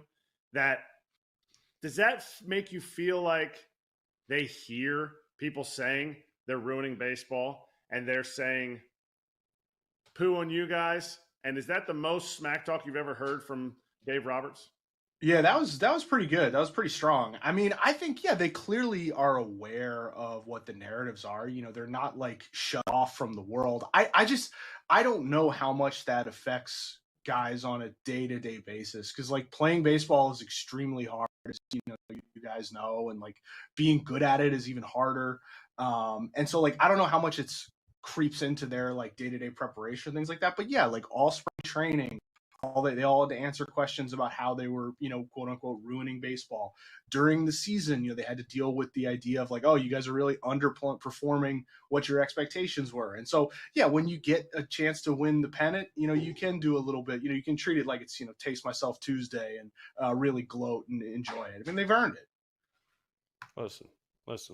I think the Dodgers are the best team. Okay, I've said it from day one. But here's my thing. There's this whole narrative now. If the Dodgers win the World Series, it's more of a case for a salary cap, and it's so bad for. I disagree, because you know what it shows me? If you spend, you got a chance to win. If you go out and build organizational depth and you do the right things in the minor leagues, because there are a bunch of guys on this team that were brought up through the system and have helped contribute. Will Smith comes to mind right off the top of my head, right? Andy Paz is another guy that came through the system, and now they are here helping, okay? If you do it right and you spend money the right way, then you actually get to win. The fans come out, the TV market's better. People buy, now there's only one Shohei. I get it. But I don't understand this narrative of, oh, man, the Dodgers are going to win, so we need a salary cap. NFL has a salary cap. Patrick Mahomes in the Super Bowl every year. NBA has a salary cap. LeBron James and his three amigos are in the NBA Finals every year. Look at Florida. Florida owns the Stanley Cup, right? We own the Stanley Cup. The state of Florida, it's now the Florida's Cup. We give up on Lord Stanley, okay? But why is this such a narrative? And I love Dave Roberts pushing back on it, because I think it's good for the game. Yeah, I mean, that's certainly an argument. I think just the idea that look, the salary cap is something that the owners have wanted since the dawn of free agency. It's like a decades-long goal that they've wanted to put in, and for obvious reasons, it's been a red line that the union, will not cross. And so I think the idea that what happened in the series between the Brewers and the Dodgers would change the opinions of small market owners who want a cap is silly. However, what the owners want is to, like, for lack of a better term, seed the clouds of an idea of that there should be a cap, that there needs to be competitive balance through a cap. They're trying to win a public relations battle going into, sort of the CBA talks. Like, I don't know if it's going to be successful, but just the fact that we're talking about this now, we weren't having these conversations in like 2015 or 2016 about, the necessity for a cap. So I think they're already sort of getting what they want, and that people are talking about a cap more and more. You know what I mean? Okay. Writers, you have to answer this yes or no, and that's it. Writers are fans of baseball teams. No. Okay. That's obvious. We talk about this all the time on the show. I was like, is this a trick question? Okay. I was like, how can you not be a fan of Shohei Ohtani? Like, how as a writer is it hard to see what he does day in and day out to not be a fan? Because fans are in awe. Fans are short for fanatic. How can you not? Well, what if you're just jealous of other people? What if you're just like, I wake up and I'm 38 and my left foot hurts constantly, and, I have to take like medicine for my gout, and this guy, can do anything he wants on a baseball field on command? Like, yeah, I would be a little frustrated with that. But yeah, in general, right? Like, he's a freak. Like, there's never been a player like him, or at least, I mean, the Babe Ruth stuff, it's like that was a long time ago, and Ruth didn't do it for all that long. He stopped doing it when he went to the Yankees, being a two-way player. So I think just Ohtani's flair for the dramatic, his ability to put exclamation points, on games and to take games over. It feels unprecedented. It's remarkable to watch. And I've just, I was at the first greatest game ever he played in Miami last year. And I think he was able to top that the other night in LA. That was something else. That's what I was going to ask you. That was going to be my question. Did he top that 50? I think it was the 50-50 game where he had 10 RBIs and all that stuff. Did he top it because of the stage, or did he top it because of what you saw out there and the fact that they were running their best pitchers out there? The Marlins, I think he hit one of his home runs against the position player. Not to be rude to another big league club, but he did that in like a day game against the Marlins in September. I mean, this was game 4 of the NLCS. The Brewers had the best record in baseball and were playing for their postseason lives. I mean, so yeah, to hit 3 home runs and throw, 6 scoreless with 10 strikeouts and look really, really dominant at times as a pitcher. I mean, yeah, that's the greatest. I'd love to see a better postseason game. I look forward to what the World Series has in store for us. Should he have pitched game 1 in the sense that he was ready? And I know if we look back at it, Blake Snell and Yamamoto, they did what they did. I'm saying in that moment, man, if they had lost that game and they felt Shohei Ohtani was their best option, should he? Or maybe he's not their best option. Maybe they did. I just don't think he is. I just don't think he is their best option. And I think there are like not there's ancillary effects to him pitching. Like the data is what it is. That like he is in general, last Friday night notwithstanding, he is generally less effective as a hitter when he pitches, and there also is a cost the next day.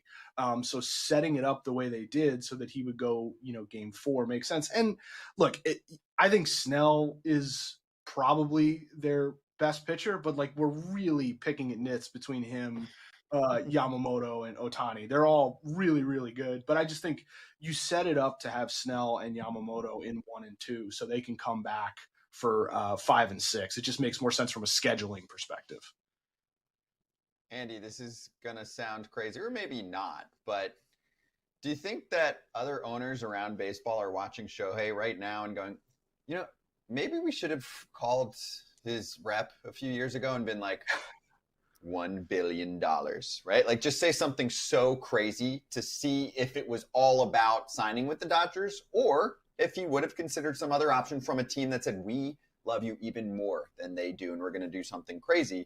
Because marketing wise, obviously what he's doing on the field, I mean, he's might be the biggest bargain in the sport, and even forget the deferral stuff, right? Like his contract in net present value is worth less than Vladdy Jr.'s, and Vladdy Jr.'s great. But when you look back, I'm like, damn, I think more teams should have gone after him. And I think there are teams that would have made money off him marketing wise to make the books even up. I mean, the Dodgers are going to profit like crazy off of him. Yeah, I mean, I think, though, the deferrals are everything, though, because it wasn't a matter of, like, he wanted a historic contract, right? But he did not want a historic contract that he felt would hamstring the team from doing anything else. And so they, he, along with his agent, Nesbalello, they created this sort of structure that he's getting paid a year during the 10 years, the first 10 years of, like, 10 years of his actual playing career. And so that's a structure that any owner probably would have been okay doing. I think the thing is, though, it's not like every owner had a chance, because not every owner runs a team like the Dodgers, who are in the postseason every year, who have, a good farm system, who have shown the ability to add at the deadline, who made themselves a destination, for all these other teams, and have the, sort of history. And so, I just don't know if, like, if Steve Cohen said, like, we'll give you $2 billion or something like that, I don't know if it would have made a difference, because he wasn't in it for making immediate riches. He was in it for sort of a bigger legacy sort of idea, if that makes sense. All right. It was kind of easy for them to say this because they were up 3-0 and Shohei was pitching game 4, and they said, yeah, he might be available for out of the bullpen in game 7 because of how this is working out. Do we see him out of the bullpen? We've all talked about it, how they can't because he's DHing. He comes in out of the bullpen. Do we see it? Because if there's something I'm looking forward to in this series, because I think the Dodgers are going to win it pretty handily, that is what I want to see. I want to see Shohei Ohtani come out of the bullpen. Why? I don't know why, because like he's just done everything, and that's the one thing we haven't seen him do in a big league game yet. Yeah, I mean, you are asking for a big hurdle, though, and that the Dodgers have to lose twice in order to at least get there, right? Yeah, I mean, I think it's certainly within the realm of possibility, and I suspect that the Dodgers are, sort of drawing up contingencies of like if they can do it, if he could start, Game 4 and then be available in some capacity in Game 7. But yeah, there is the whole sort of warming up aspect that is somewhat challenging, when he's DHing. So yeah, I suspect that if they make it to a Game 7, he'll be available. Like what the mechanics are of that, I'm not totally sure, to be honest. Okay, Andy, you were talking about Shohei. Forget Shohei. Let's talk about something a little more near and dear to your heart. This is what I want to see happen. The Dodgers are about to clinch the World Series, and you know who they bring in to clinch it? Clayton Kershaw. They have a big enough lead, and they bring him in. Now, wouldn't that be wouldn't that be the best way in the world to go out for him? Is say they're whatever game they're in, and they're winning this thing, and they have a 5 or 6 run lead, and they bring in Kersh to get the final out, and the crowd gets to, give him his flowers. He gets to get his flowers, and he's the one that gets – wouldn't that be the best ending to a storybook Hall of Fame Dodger career? That would certainly be, the movie version of how it ends. And I don't know. I mean, Dave Roberts does have a flair for the dramatic in sometimes in his managerial moves, but he's been pretty coldly efficient, I would say. And there's also, the Roki Sasaki factor. He's been quite good for them. They really, really like what they're getting out of him in the closing role. And so I don't know if they'd want to mess with that. But if you were drawing it up and like how to put a bow on Kershaw's Hall of Fame career and to do something that, would be remembered forever, that would certainly be up there. Yeah. It would be good for book sales. That's what I was saying. You could write another book. I listen to Andy on the round table too, his pod. So it would help. Yeah. Give the little cha-ching. Yeah. We're still doing book plates. Someone send me an email, please. Book plates. There you go. I hope, and there's no code because we have a lot of codes on this show. No code, but the code is make Andy happy. I think they're just giving them away at this point. I think there's thousands of copies still available. They're just being donated to libraries everywhere. They're propping up tables that are uneven. Yeah, exactly. I mean, I know somebody who wrote a book, so I'm just saying. That's true. That's true. True. Well, for our two authors, AJ and me are saying goodbye, and thank you, Andy. You're the man. Thanks for hopping on with us. Appreciate it, and we'll catch you soon, okay? No problem. Thanks for having me. That's Andy McCullough, writes for The Athletic, has the book on Clayton Kershaw. Give it a look.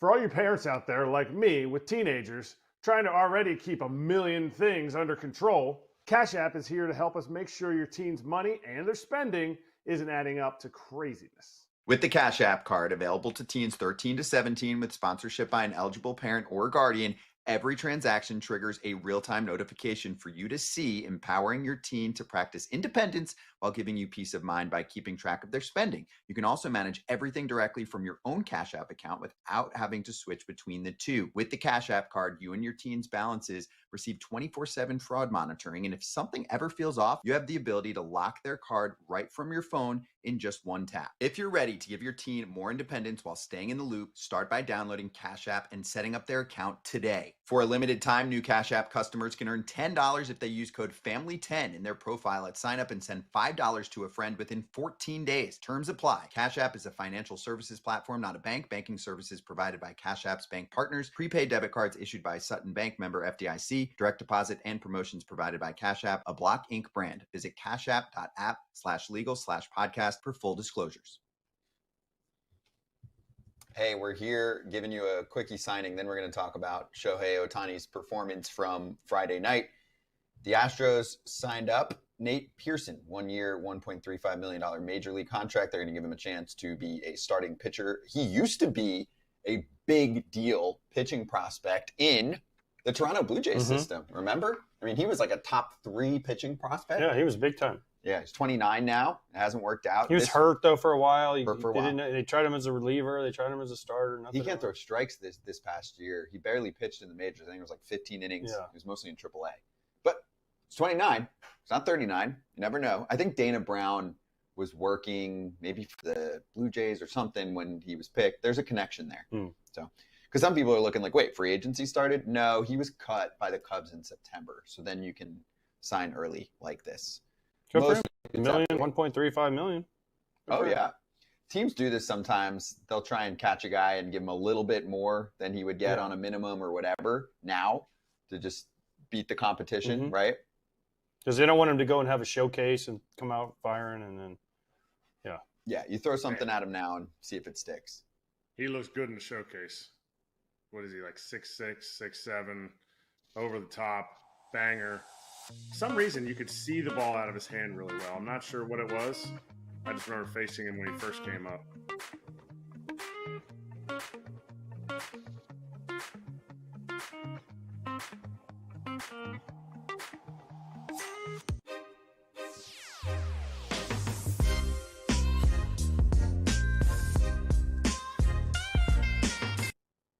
MLB's most interesting man. Well, that title belonged to Shohei Ohtani on Friday night in the clincher for the Dodgers. It was an incredible watch. The highly debated topic that we've had a couple of days to think about is, did he just have the greatest game in baseball history? So what's the about debate? It among many others. What's the debate? People are debating it. Do you want me to present some cases from others? Yes, please do, because there's nobody in the history of the game that's ever done what he did. And also go on the mound and have 6 innings, 10 punchies, and give up 2 hits in a game that clinched them the World Series. Right. So if you can find someone else that did that, Scott, let me know. And then, then we have an argument. I'm going to give you, first of all, if we just said overall games and we're just looking at stats, there are other performances that were in the regular season. I know you're going to say this is postseason. Okay, go ahead, give them to me. But Rick Wise, no-hitter in 1971, 2 home runs. Okay. I get the playoff part, but just take that out. Who was he playing against? I don't know. Exactly. Tony Cloninger, 2 grand slams in a complete game in 1966. Get it. And then you're going to say those were regular season, right? Okay, so let's wipe that out. Okay, that one's pretty good. 2 grand slams in a CG. Yeah, that's pretty good. In 66? That's cool. I've enjoyed the history process of this. I'm not the biggest history buff, but I think this is cool. Okay, now let's fast forward. Let me see if I can do any convincing here. I mean, who hasn't hit 2 grand slams in a game? I have. In a pro game? AAA, baby. AAA? I mean, semi-pro. Okay. But still. Semi-pro, bro. Still. I mean, we don't count minor league stats on here, AJ. We don't need minor league stories. I know. I'm just saying. Apparently, it's Cloninger. Don't be a jerk. Just want to make sure. I know who he is. But don't be a jerk and get his name right. Good one. Thank you. Next up, playoffs. Okay. So let's actually fast forward to World Series. I think the ones that start to get like competition going is 4 homer games. Well, no, I don't think there were any 4 in the playoffs. There's a bunch of 3s. No 4s. No, in the playoffs, yeah, no. Yeah. So now we're in playoff mode, right? To see Albert is this Pujols the against greatest Texas performance in the World Series ever in the postseason, because this is 3-0 and this is the NLCS. So Don Larson, Game 5, World Series, perfect game, tight game. Yankees win 2-0. Series tied 2-2. He's facing the defending champ Brooklyn Dodgers. Hall of Famers all over the lineup. Gil Hodges, Jackie Robinson, Pee Wee Reese, Roy Campanella, Duke Snider, right? So that's big. Did he hit? No. But did that game have more magnitude? Yes. What about World Series games like Reggie Jackson, 1978 World Series, to clinch it and hits 3 home runs? Shohei did that. Yeah. And pitched 6 innings. So that one's out. But I'm saying the magnitude of... He clinched the pennant. Right. World Series. Okay. I'm just putting cases out there. For me, it's so far the only one that's even close is the Don Larson perfect game. He went the distance, gave up nothing, tight game. Yeah. And that's the World Series. The World Series is a bigger stage. And it was Game 5, which is a meaningful game. But still, this is the greatest game I've ever seen. Okay. I can't even come. And I've seen 4 homer games. I've seen cycles. I've seen perfect games. I've seen this.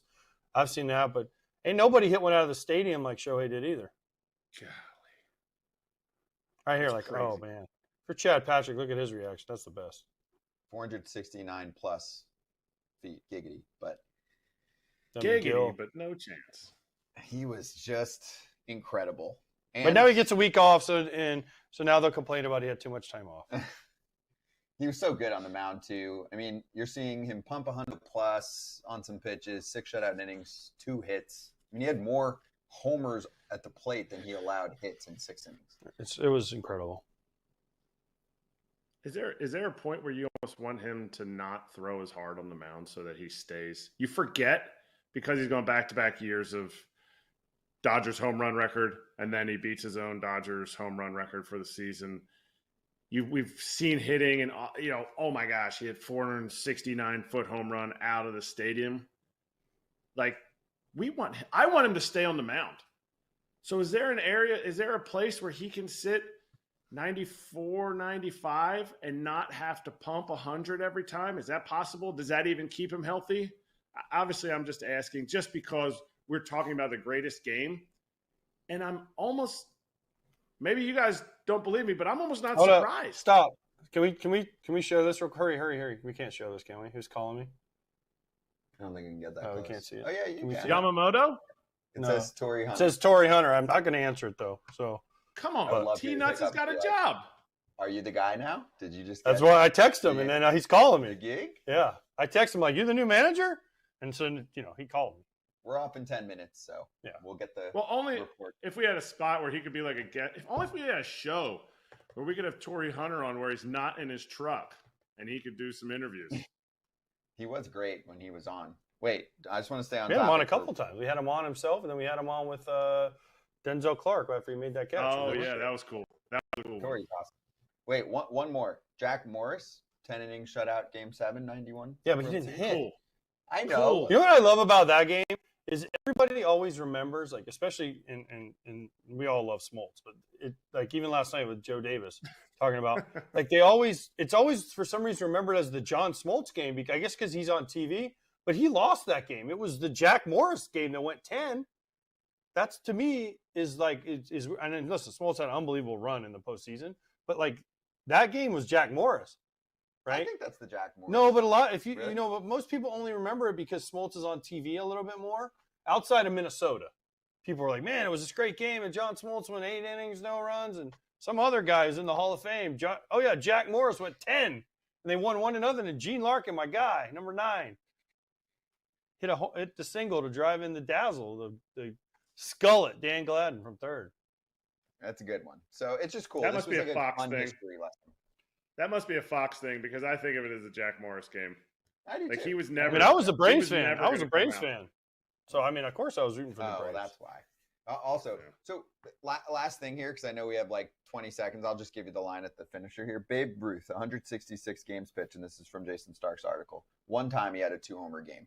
I think we have to get away from the Ohtani Ruth comparisons at some point because he's better. doing things that Babe didn't do. Like he is in another weight class in terms of the two-way status. It is what it is. Babe's a slugger. Ohtani's a two-way sensation. Be right back.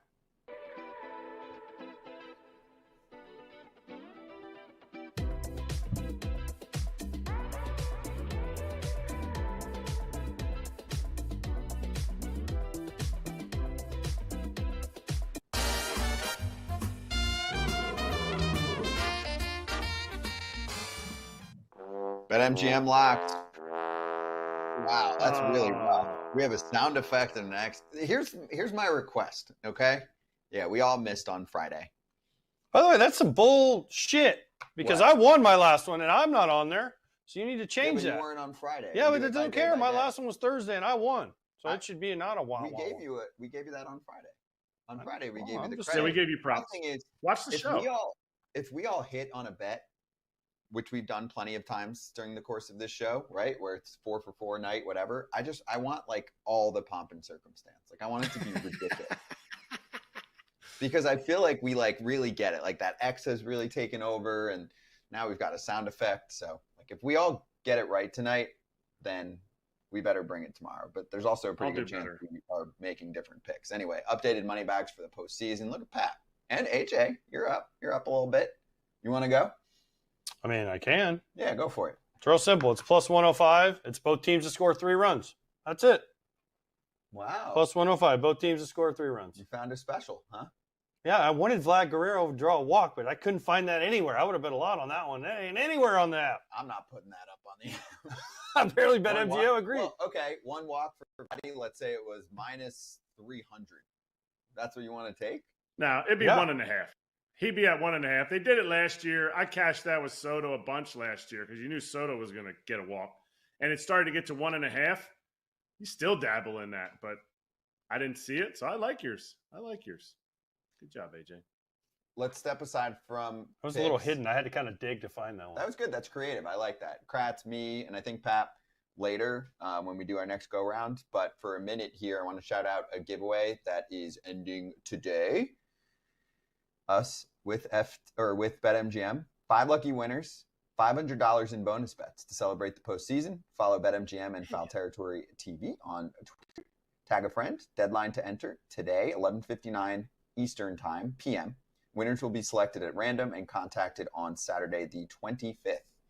That's a nice chunk of change. $500 in bonus bets to 5 lucky winners.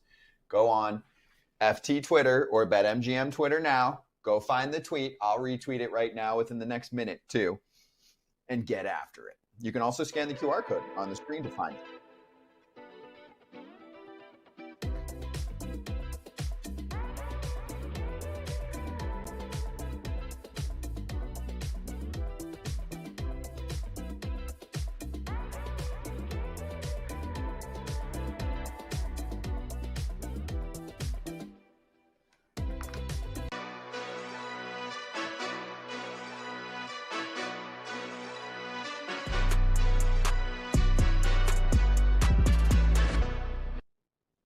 All right, let's slap in a reminder. We're going to stay on for a few minutes after if you're watching us on YouTube. You got 1 minute, though, and we got to tell the crowd what happened.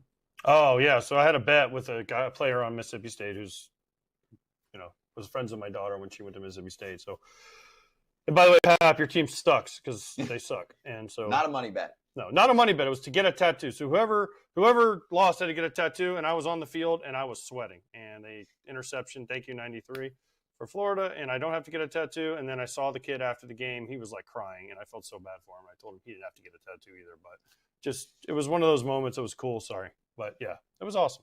Was he crying about the No, he was just crying because they lost. He didn't care Yeah, about the tattoo, but he emotional was just game. crying because they probably should have won the game. right? Yeah. 23-21, right? 23-21. They had the ball, like they were well in field goal range, and they decided to throw it for I don't know why. And Oh boy. Well, no stats for you.